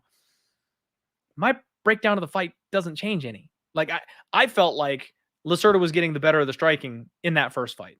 I felt like he was doing fine. And then when he got put in that choke, like, again, you can't ever trust the cardio, but when he got put in that choke, he wasn't in any danger. He was relaxing into the choke, which is what you do to survive those situations. And frankly, if you're going to standing guillotine somebody, I don't think there's anybody with back muscle strong enough to standing arm and guillotine another professional fighter. Like that would be the biggest fraud check of all time. If you got standing arm in guillotine. For those of you who aren't savvy with the grappling, it is so much harder to choke someone out with their arm in, because if you're over their neck and their arm, it's all back muscles to create the pressure that actually makes your opponent want to tap, cut the air off, lose consciousness. You're not just on the neck. So you've got to be strong as fuck to pull that move. That's why you need the legs, because when your legs are crossed, your guard is up, you're actually pushing back on their hips to create additional pressure with the rest of your body. You can't do that on the feet, quite obviously. So like I said, that would be a massive, massive fraud check if he actually had tapped in that situation, but he didn't. So, man, this is one of those weird spots where I'm like, if you want to punish yourself, if you really do enjoy just sitting down on the couch on a Saturday night and punching yourself square in the dick, bet on Daniel Lacerda, because that's what you're doing with this guy. He looks fine, falls off a cliff, and dies. Now that you're getting an extra $1 worth of value in this spot, it's dog or pass for me betting, man. I can't go the other way on it, even after seeing the first fight. But at the same time, at the end of the day, does Cháirez probably knock him out in the second round when he tires out? Yeah, he probably does. So I'll pick Cháirez. I'm not betting this thing. Mike, what do you make of this rebooked fight here? Yeah, I mean, I really don't get how anybody could watch that last fight and be like, yeah, Cháirez should be minus 305. Let me go parlay him. Let me go hammer him. That it didn't make any sense. Like, I agree with you 100%. I think that the person who was looking better on the feet was Lacerda. And then who got the takedown? Who got the control time? Lacerda. So how could you watch that and be like, he's the rightful favorite because he got that choke? I mean, I'm so glad.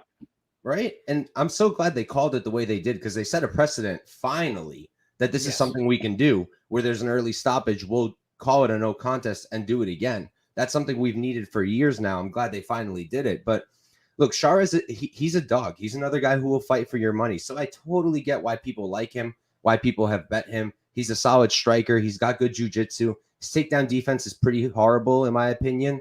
But from the ground, at least he's threatening submissions. But look, I don't think he's actually going to submit a guy like Lacerda. We're talking about a shootbox guy who, I understand he does gas and slow down, but his jiu-jitsu is good, and we've seen it. He had Jeff Molina's back for an entire round. He would not get off of him. The guy's got good jits. He's got good wrestling, and he's a good striker too.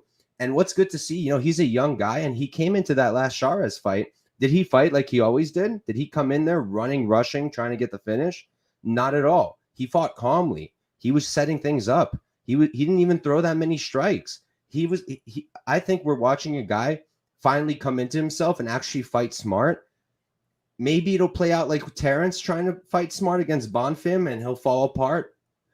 I just think that at plus 255, after watching that last fight, after knowing what we know about Cháirez and Lacerda, it's hard not to play Lacerda. So I did. At plus 255, I put a unit down. He's got that grappling edge. I think on the feet we're close. The only thing I have to worry about is that gassing. Is him falling apart? Is it possible? Absolutely. So I'm not going to hammer this, but I think it's worth a 1 unit play because I think he's the better fighter personally. I completely agree with you, man. I like it. I like it a lot. And I don't hate that you actually sacked up, trusted your balls, and took the shot on the big underdog. I respect the hell out of it, man. I do have a crazy question here for you, though. One of the things I mentioned the last time we broke this fight down is that Cháirez isn't the guy that like steps on the gas, right? Like we've seen in a lot of his other fights that he will hang on the grappling quite a bit, and on the feet he's kind of stocky and he'll plod his way forward. Like I actually think that his style sets up perfectly for someone like Lacerda to, as you mentioned, pace himself just a little bit better than he normally otherwise would. What would the number have to be to bet on Lacerda by decision? Dude, let me see what they're giving us now. I love it. I love it. Let me see. just saying. Just the Silva by decision is plus 1,000. Is that not worth a sprinkle? Is Lacerda by decision at 10-1 not just maybe Cháirez is tough, and I think Lacerda's better. So it really comes down to, do I think Lacerda can put together another 7.5 minutes? And Like I said, he's young. He's improving still. If he slows himself down, I think he wins the first round pretty cleanly. The second round, probably a little hairy, and then loses and needs to survive the third, right? Like that's kind of how the fight plays out in my head. And we have seen that Cháirez has never won a decision in his professional career. He has 5 losses. 3 of those are by decision. Man, I might be sprinkling a 10-1 Well, on I have one more to win his first ever decision.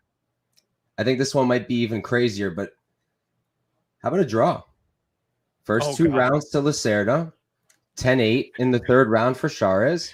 We're looking at a draw. You know what? That's very true. And unfortunately, it's probably very live. Can you imagine? Could you just imagine if this guy goes 0-4-1? I'm sorry, 0-4-2 in the UFC. Like they give him 2 extra stabs at it. He never gets that win, gets 2 draws instead, and then gets the boot. Like that'd be the most Daniel Lacerda thing I've ever seen in my life. That is hilarious. Oh man. All right. I don't know that my balls are as big as yours. I'm not sure I'm going to make it to a Daniel Lacerda bet in this spot. Kind of what I was mentioning and alluding to earlier in the show. I'm going to bring it all the way back around now for you guys because the people in the chat need to let me know. And of course, you guys at home listening to this non-live, get in the comments section. Let me know. What do I do this week? Because I have been talking about needing to pick my spots a little bit better. I've been talking about going, hey, when I find that spot that I just want to snipe and I just want to, in Halo, when the Master Chief pulls out the rocket launcher, like that's my move. That's my spot. I need to just destroy this one singular opportunity here.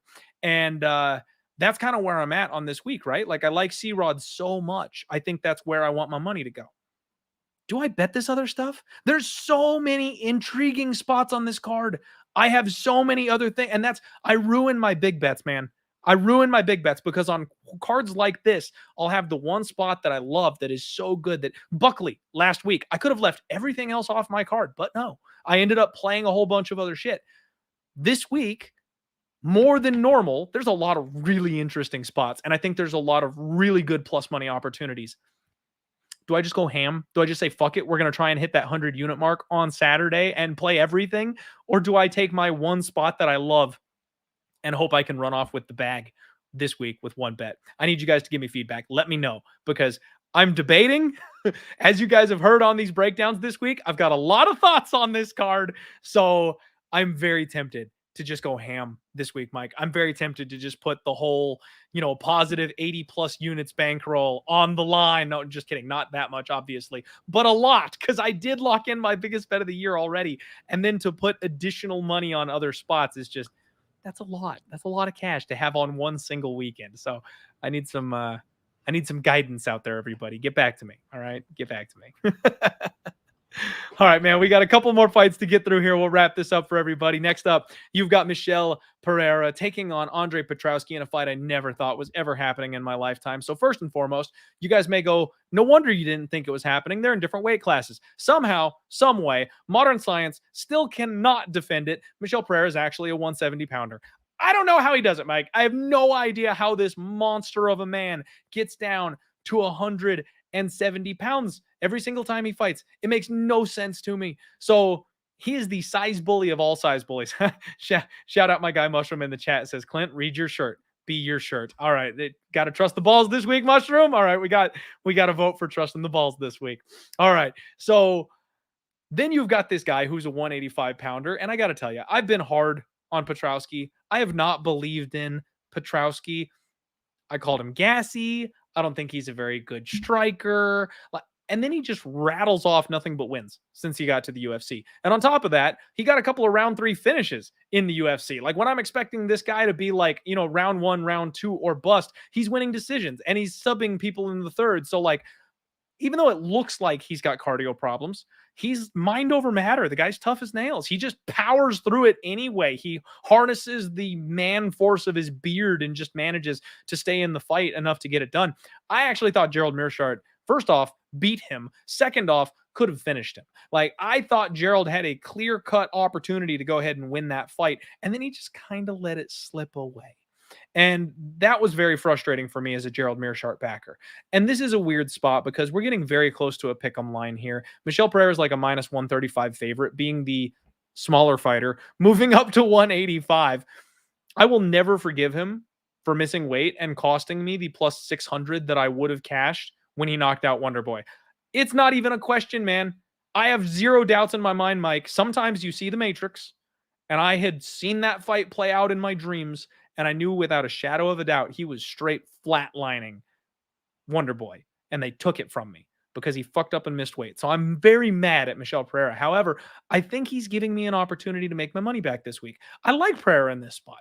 I think he's the right side here because, like I mentioned, even moving up a weight class, he should be the bigger guy. And with some extra gas tank because he's got the extra poundage, I think his cardio will be better. He's hard to take down. He's even harder to control. He's shown he's got a good get up game. He's very risk adverse on the feet. Even if he's just like jabbing and running, he keeps people at range where they can't strike back. I think Petroski's going to have a hard time closing the distance. I really do. I think he can knock out Petroski. I think I'm playing Michel Pereira this week, man. What about you?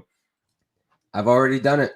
Hey, I already played him. I played him at minus 135. And honestly, like, I'm considering adding. Like, him going up to middleweight, I'm not even a little bit concerned. Because, first of all, he's taller and he's already bigger. And now you're giving my guy extra weight. He's just going to look even bigger. And he's going to be even more physical and even stronger. And you look at a guy in Petroski, he's a very good wrestler. And he's got really good jiu-jitsu. So he's really good at holding guys down. But, first of all, on the feet, he kind of sucks. He's not good on the feet. not a good striker. Like, GM3 was out striking him, and I love GM3. He's the prospect buster, but the reality is he's an older man now who's not a great striker. He's a submission grappler. And a guy like Michel Pereira, I think he's going to be touching up Petroski on the feet. I think he's going to be beating on him. And for me, like, first of all, Pereira is 30 years old only. He's only 30. I don't know why every time I look at him, I think he's 40 years old. But he's 30 and that he's still improving. And we've seen that. He's gone from this guy who was kind of like finish or bust to a guy who can go to decision with good guys like Chaos Williams, like Santiago Ponzinibbio, and win those fights. And his striking, it's gone from let me do 17 backflips off the wall and throw one jab to I'll do one backflip and then I'll strike normally for the most part. And when he's throwing clean, when he's throwing straight 1-2s, he's hurting these guys. He's landing so well. And, 94% takedown defense, I think that's a little deceiving because he hasn't fought a wrestler like Petroski. But at the same time, he's hard to hold down. He's very physical. And while I don't know how the takedown defense will look against a guy like Petroski, I do know what to look for when I'm looking at someone's takedown defense. The only base I have in MMA that I actually have done is wrestling. I know what to look for. And when I see a guy who's going for the underhooks, who's spreading his legs, who's going for hand control immediately, using his hips, that's a guy I can trust with the takedown defense. And if Petroski can't get him down, I think he's screwed, man. I think he's screwed. So, and on short notice, and he's already gassy. It's just, to me, this is a recipe for disaster for Petroski. And I might even add at a worse line here at minus 145. I might even add to it. And somehow he opened up at plus 190 on Bet Online. I'm seeing right now. Are you kidding me? He opened up at plus 190? Yeah, what the actual hell? Wow. I wish I had seen that number drop. Holy crap, dude. Yeah. I absolutely would have taken any plus money I could have found on this, man. Crazy. I thought it was still minus 135. Looks like money has continued to come in on him. He's minus 145. I probably need to get in there sooner than later if I'm going to do that. I like it. I'm probably with you. I'm probably also going to be jumping in at that number. I do think he's the rightful favorite, and I do think he should win this fight, and he's probably got a decent shot at finishing it. Yep. All right. Let's knock this out, man. Next up, we got J Mart, Jonathan the Dragon Martinez. Welcomes back Adrian Yanez. The wheels fell off on poor Adrian Yanez. He's a fan favorite. We all love the guy. Big stinging power in those hands. And he got the brakes beaten off him, just flatline KO'd, something I was not expecting to see when he fought Rob Font in his last fight. Round one, just dead. So that was a bummer. But I kind of think this is a decent bounce back spot for him, man. Jonathan Martinez, he's incredibly talented. 18-4. He's got that heavy on his feet Muay Thai style, plods his way forward. Really good eyesight, man. Good vision. He's very defensively solid. He parries very well. It's hard to land damaging kicks and stuff on this guy because he's so good at seeing what's coming back his way. However, I think that was out of necessity. He's a little chinny. And I mean, it's hard to say a guy's chinny when he's only got one KO loss, but I've seen him stung and hurt so many times that it's like people just, if they could have gotten just slightly more stank on it, if they had just followed up on the shot, like there were opportunities to knock this man out that people just haven't quite been able to capitalize on. I think that he's ripe to be punched in the mouth and knocked down. But he's been fighting guys that are very good matchups for his style. He's able to keep people at distance, at range. You actually go back to the Vince Morales fight.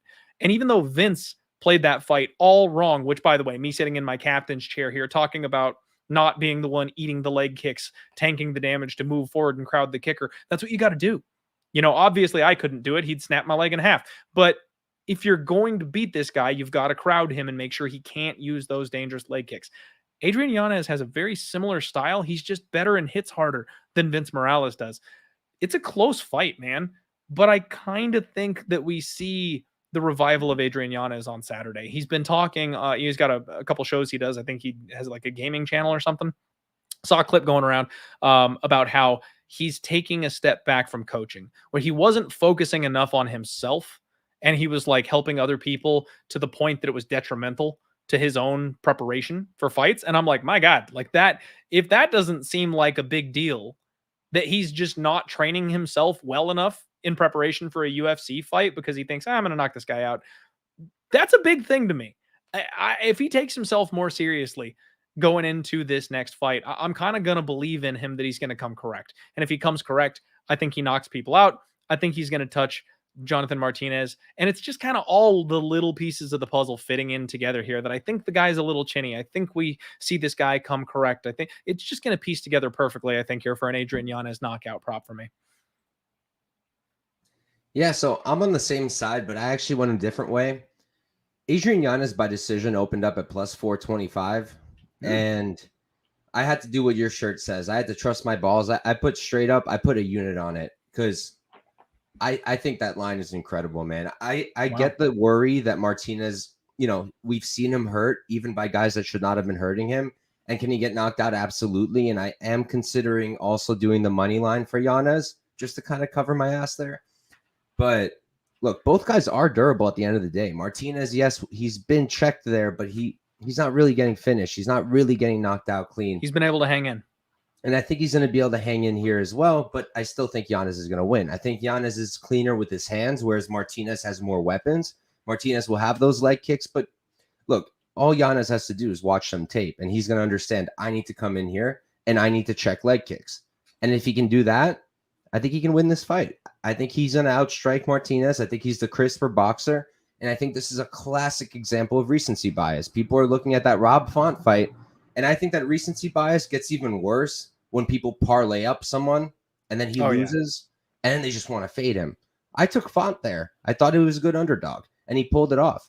But I'm still able to recognize that doesn't mean Yanez is a bum. It just means he fought someone who was too good for him. Rob Font is really good. Doesn't mean Yanez is bad. And also, like, I was running back the tape actually today for this fight, and I thought Yanez was actually winning until Rob Font got that last exchange, until Rob Font did clip him and pick it up. I thought that Yanez was the one who looked cleaner, and he was busting up Rob Font. So for me, I'm fairly confident he's going to win here, and it's hard for me to really envision the loss. Like, what does it look like? Does it look like Martinez just beating up his feet to the point where he can't move? Like, maybe, but is he really going to do that?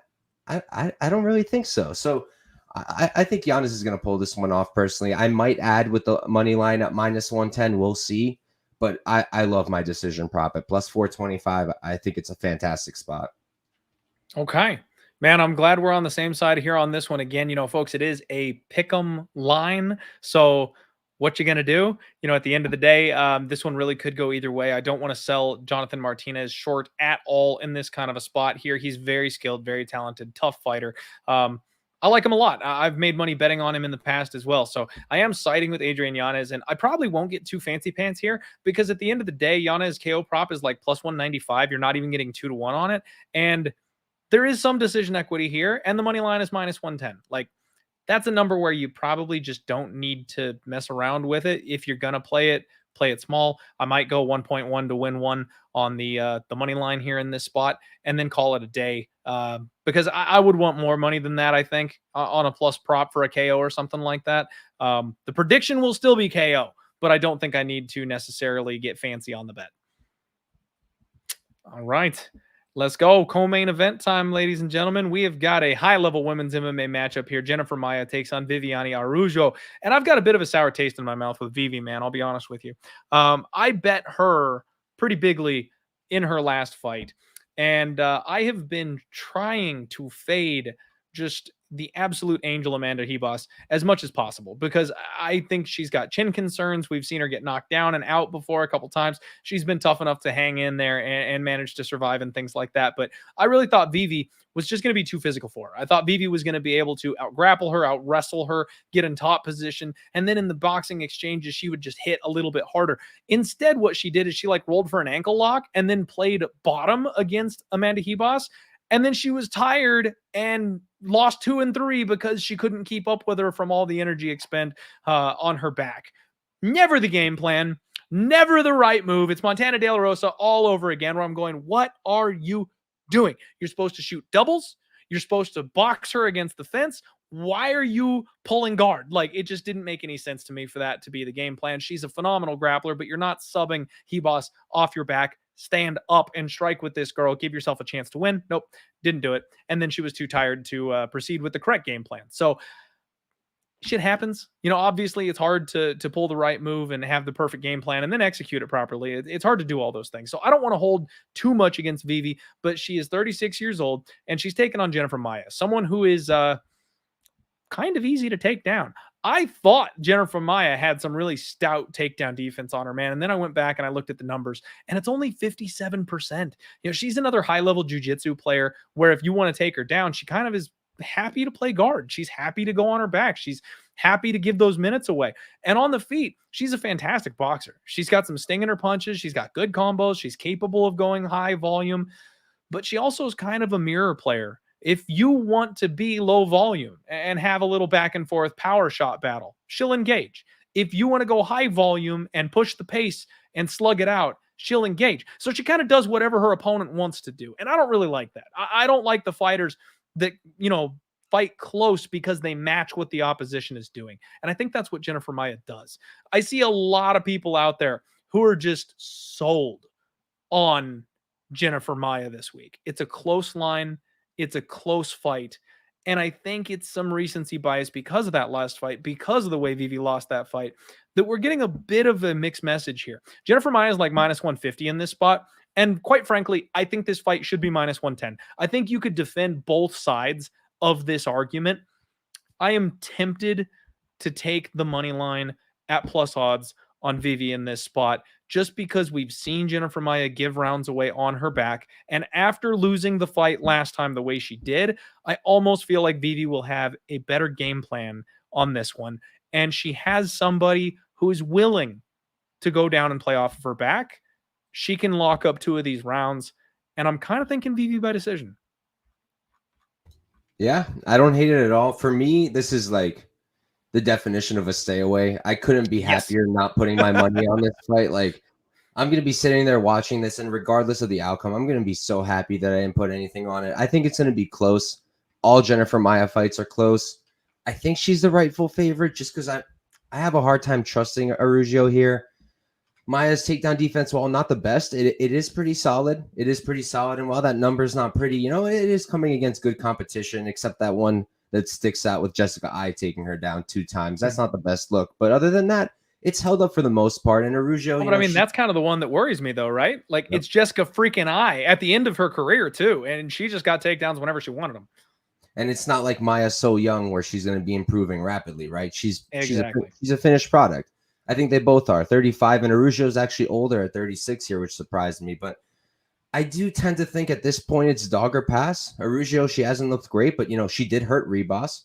She did have a close fight with Alexa Grasso, our current champion. She put up a good fight there. She took the champ down. She kept up on the feet.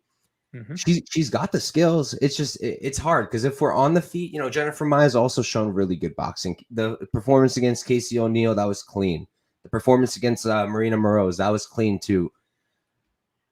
I think she's the rightful favorite, but like I said, I don't think anyone should bet this. I really don't. If you do, it's dog or pass. Araujo is a good fighter too. It's not like she's some bum, but I'm more than happy to not put money on it.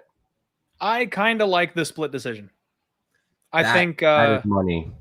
I think when DraftKings drops just the plain old split, don't pick a side. It'll be plus 350, plus 400 split. This fight's going to be close. It's going to be competitive. There's going to be a round where somebody gets tired and makes a mistake. I'm with you. Probably don't get too caught up in this fight. But I think the wider the odds get, the more enticed I am here on the dog. Because I think it's one of those ones where it's pick 'em for a reason, but it's one-way traffic, and it's the betting community driving that one-way traffic, where at a certain point, you got to just understand that the line is wrong and the other side is more live than the number suggests. And that's kind of where I'm getting here. So I might find my way eventually over to Vivi. But we'll see. We'll see. That's low on my list of potentially adding on spots. That split decision, on the other hand, that might get a quarter or a half unit sprinkle no matter what. I think it's worth a shot. Absolutely. All right, everybody. Next up, we've got your main event of the evening. Sodiq Yusuff takes on Edson Barboza. What a fight. What a fight. If you guys haven't seen Sadiq's breakdowns, guys, I need to get him on the show. One of these days, I need to have Sadiq come on the show if he'd be willing to and break down these fights for me. It would take all of 4 minutes to pull it off because the way he does it, it's just rapid fire. He's hilarious. I love Sodiq Yusuff. This guy's fun, but he's also a tank. Like, he is well built, very muscled, well put together, pressure boxer. Walks his opponents down. I mean, almost to the point of disrespectfully. Keeps a nice high, like boxing shell, to protect himself, and then stands right in front of your face. Straight power shots right down the pipe, and he's got a brutal low kick. He just destroys that lead leg of his opponents. Every opportunity he gets you thinking about the hands, and then crushes your calf just on repeat. The guy knows what he's doing. I like his game plan. I like his whole attitude. He's fun. He's a nice guy. He's easy to root for. Can't forget the ghillie. The guy jumps ghillie. He's got a real tight squeeze on him too. So that's always that parachute pull in the back pocket here. Edson Barboza, absolute legend. One of these gatekeeper types, a guy that's been around forever. We've appreciated the hell out of him. He's got a spot in the Hall of Fame, in my opinion, regardless of whether or not he had gold wrapped around his waist. 23-11. He's got 2 monikers on him, believe it or not. That's hard to do. He is both an ageless Brazilian, and one of these guys, it doesn't matter what the number next to his name is, he's going to keep fighting at a high level. And he's also a Brazilian balloon, one of these guys that sucks himself down to the point of looking like death on the scale. You would think he's going to die, and they're going to have to resuscitate him so he can make the walk on Saturday. Somehow he gets in there and inflates all the way back up. He's got all the muscles that were missing on the scale the day before, and he's huge, way bigger than anybody should be allowed to be in the weight class that he's supposedly fighting in. He's a Brazilian balloon. He's got these spectacular, dangerous, explosive attacks, and his record shows that he's got a real nice round 1 KO over Billy Q in his last fight, man. But I'll be honest with you, that looked like Billy Q's pressure was getting to him. Like, you can't take it away from him. He knocked the guy out. He landed the perfect shot. But that's kind of what Barboza has become these days, isn't it? Like, he's not really winning minutes much anymore. If you put him on the back foot and you pressure him, he's looking for big counter shots. He's looking for knees. He's looking for elbows in tight, one and done. And then he just kind of melts to the guys that stay right on top of him. I worry a little bit about the chin of Sodiq Yusuff. One of his 2 professional losses is a knockout. And in his last fight against Arnold Allen, I don't know how he made it to the bell. He got dropped like 2 or 3 times badly. I mean, he got like a little mini Kevin Lee stanky leg moment going on in the second round. I have no clue how he held it together to stay in that fight. And he made it close. He made it competitive, even with being hurt badly more than once. So I love the heart of Sodiq Yusuff. I just worry if Barboza hits that home run one more time. I think Sodiq is the rightful favorite. I think if you're going to bet him, it's favorite or pass. But I do see this thing being violent because of the way he fights. He's going to give Barboza the exact same opportunity he had in the last fight to land that kill shot. So I think violence is probably the answer. I don't see this fight going deep. The deeper it goes, the more it favors Yusuff. he's going to have to mind his P's and Q's early. So I will say Sodiq Yusuff by KO at some point, maybe like round 2, maybe to round 3. I don't think it's going to go super deep. But Barboza's no slouch. He takes a while. You got to give this man a real beating to get him out of there. But at the end of the day, he is 37 and he's taken a lot of damage, and this weight cut eventually is going to get to him. Rightful favorite, Sodiq Yusuff. How about you, Mike? Yeah, I'm with you. I played Yusuff at -150. I think -160 is still playable. I wouldn't go much further than that. For me, you were talking about this earlier, kind of the changing of the guard situation. I think this is like a classic example of changing of the guard. You've got a guy in Edson Barboza who's a legend, but on the other side, you got a guy in Yusuff who has been on the come up. I think this has been a long time coming for him, and I think he still has a lot to show us. I did play Barboza against Billy. I did play that knockout, but there was a reason, right? It wasn't just because I thought he'll knock out Billy. It's because Billy ducks his damn head every time he's striking. Billy does this. He just ducks his head. So I felt that Barboza would be able to time that and catch him, and he did. But Yusuff, he doesn't do that. He's a lot cleaner. He's a lot more careful. Barboza's going to have to bring it to him. He's not going to be able to just catch him like that. I couldn't go too heavy because Barboza is still himself. He is still a stud. He still has it. The Bryce Mitchell fight, yeah, he got knocked down by a left. Wasn't a great look. But you also have to remember he had to be worried about the wrestling of the grappling of Bryce Mitchell. And when you have that, when you have a guy who's making you so concerned about the grappling, you sometimes forget about your face. You forget about your head, and you forget that that guy can punch too. So I wouldn't put too much into that. And then a knockout by Giga. Giga is Giga Shikadze. He's got really good striking. And, it was 2 years ago, but it was only 2 years ago against Quarantillo. He looked good. And that was a scary knockout. One of the scariest knockouts I've ever seen, where Shane Burgos didn't go out right away, but his body just said, no, I'm done. And it just turned weird. Off. It literally just turned off and said, I can't. He has never been the same since, by the way. Yeah, at all. It's been such a downfall for Burgos. But I do think it's close because Yusuff, I think he's really clean. But I do think Barboza can catch him. I do think he can land maybe the more significant shots. But something I do like about Yusuff is he's going to be able to mix it up, right? Who can shoot takedowns here if they're in trouble? It's Yusuff. You're not going to see Barboza shoot. But Yusuff, if he's uncomfortable, he can shoot. Is he some stud wrestler? No. But can he get takedowns here if he mixes it up properly and sets it up with his striking? I do think so. So I think he's worth the shot. I do think it's favored or pass. But I can't blame anyone from passing or maybe taking a small shot on Barboza because he is still good, But I think Yusuff right now, in their points of their career, he's on the come up where Barboza's starting to slowly come back down. Yep. Okay. I agree, man. I agree. So, folks, we had a lot of back and forth, some good agreements, some good disagreements. It's been a fun show. I hope you all very much enjoyed it because I did. Mike, thank you so much, man, for joining me tonight. Thank you for surviving the roller coaster that has been this week for me and me telling you we're on, we're off, we're going Friday, we're going Monday. I have been yanking you around all week, so I very much appreciate you coming on the show and talking with me about these fights, man. Everybody make sure you go give Mike a follow. And, man, if you want to shout out anything you've got going on, sponsors, shows, where the people can support you, the floor is yours. For sure. First off, I want to say thank you to you, Clint. It's awesome being on the show. Really, really appreciate you having me on. I could care less about the whole changing of the time stuff. I'm always around. I'm always down to talk fights, and I really wish your family the best, man. I hope everyone's okay. I hope your dog is okay. I think that's super important, and it makes sense that you have to take the time to take care of that. So I really don't mind. Really grateful to be here. And in terms of what I got going on, at Couch Warrior Pods is a Twitter handle. When I make my bets, I post them immediately on Twitter. I post them on Discord as well. My Discord is 100% free. I post the link on my Twitter constantly, so you can check that out as well. And I will be going live tomorrow on my own channel to break down this card with my guy 138 MMA, Tyler. He's a dope guy, super sharp as well, owns his own gyms, knows what he's talking about. So make sure to check that out. And then I believe on Wednesday, I'm going live with VB on his show, VB MMA. Nice. Picks. So I'm looking forward to that. I love that guy. He's been murdering it this year. You guys both have been on heaters. So make sure to check that one out. Should be a good show. And that's all I'm going to have this weekend. Again, Clint, thanks big time for having me on, brother.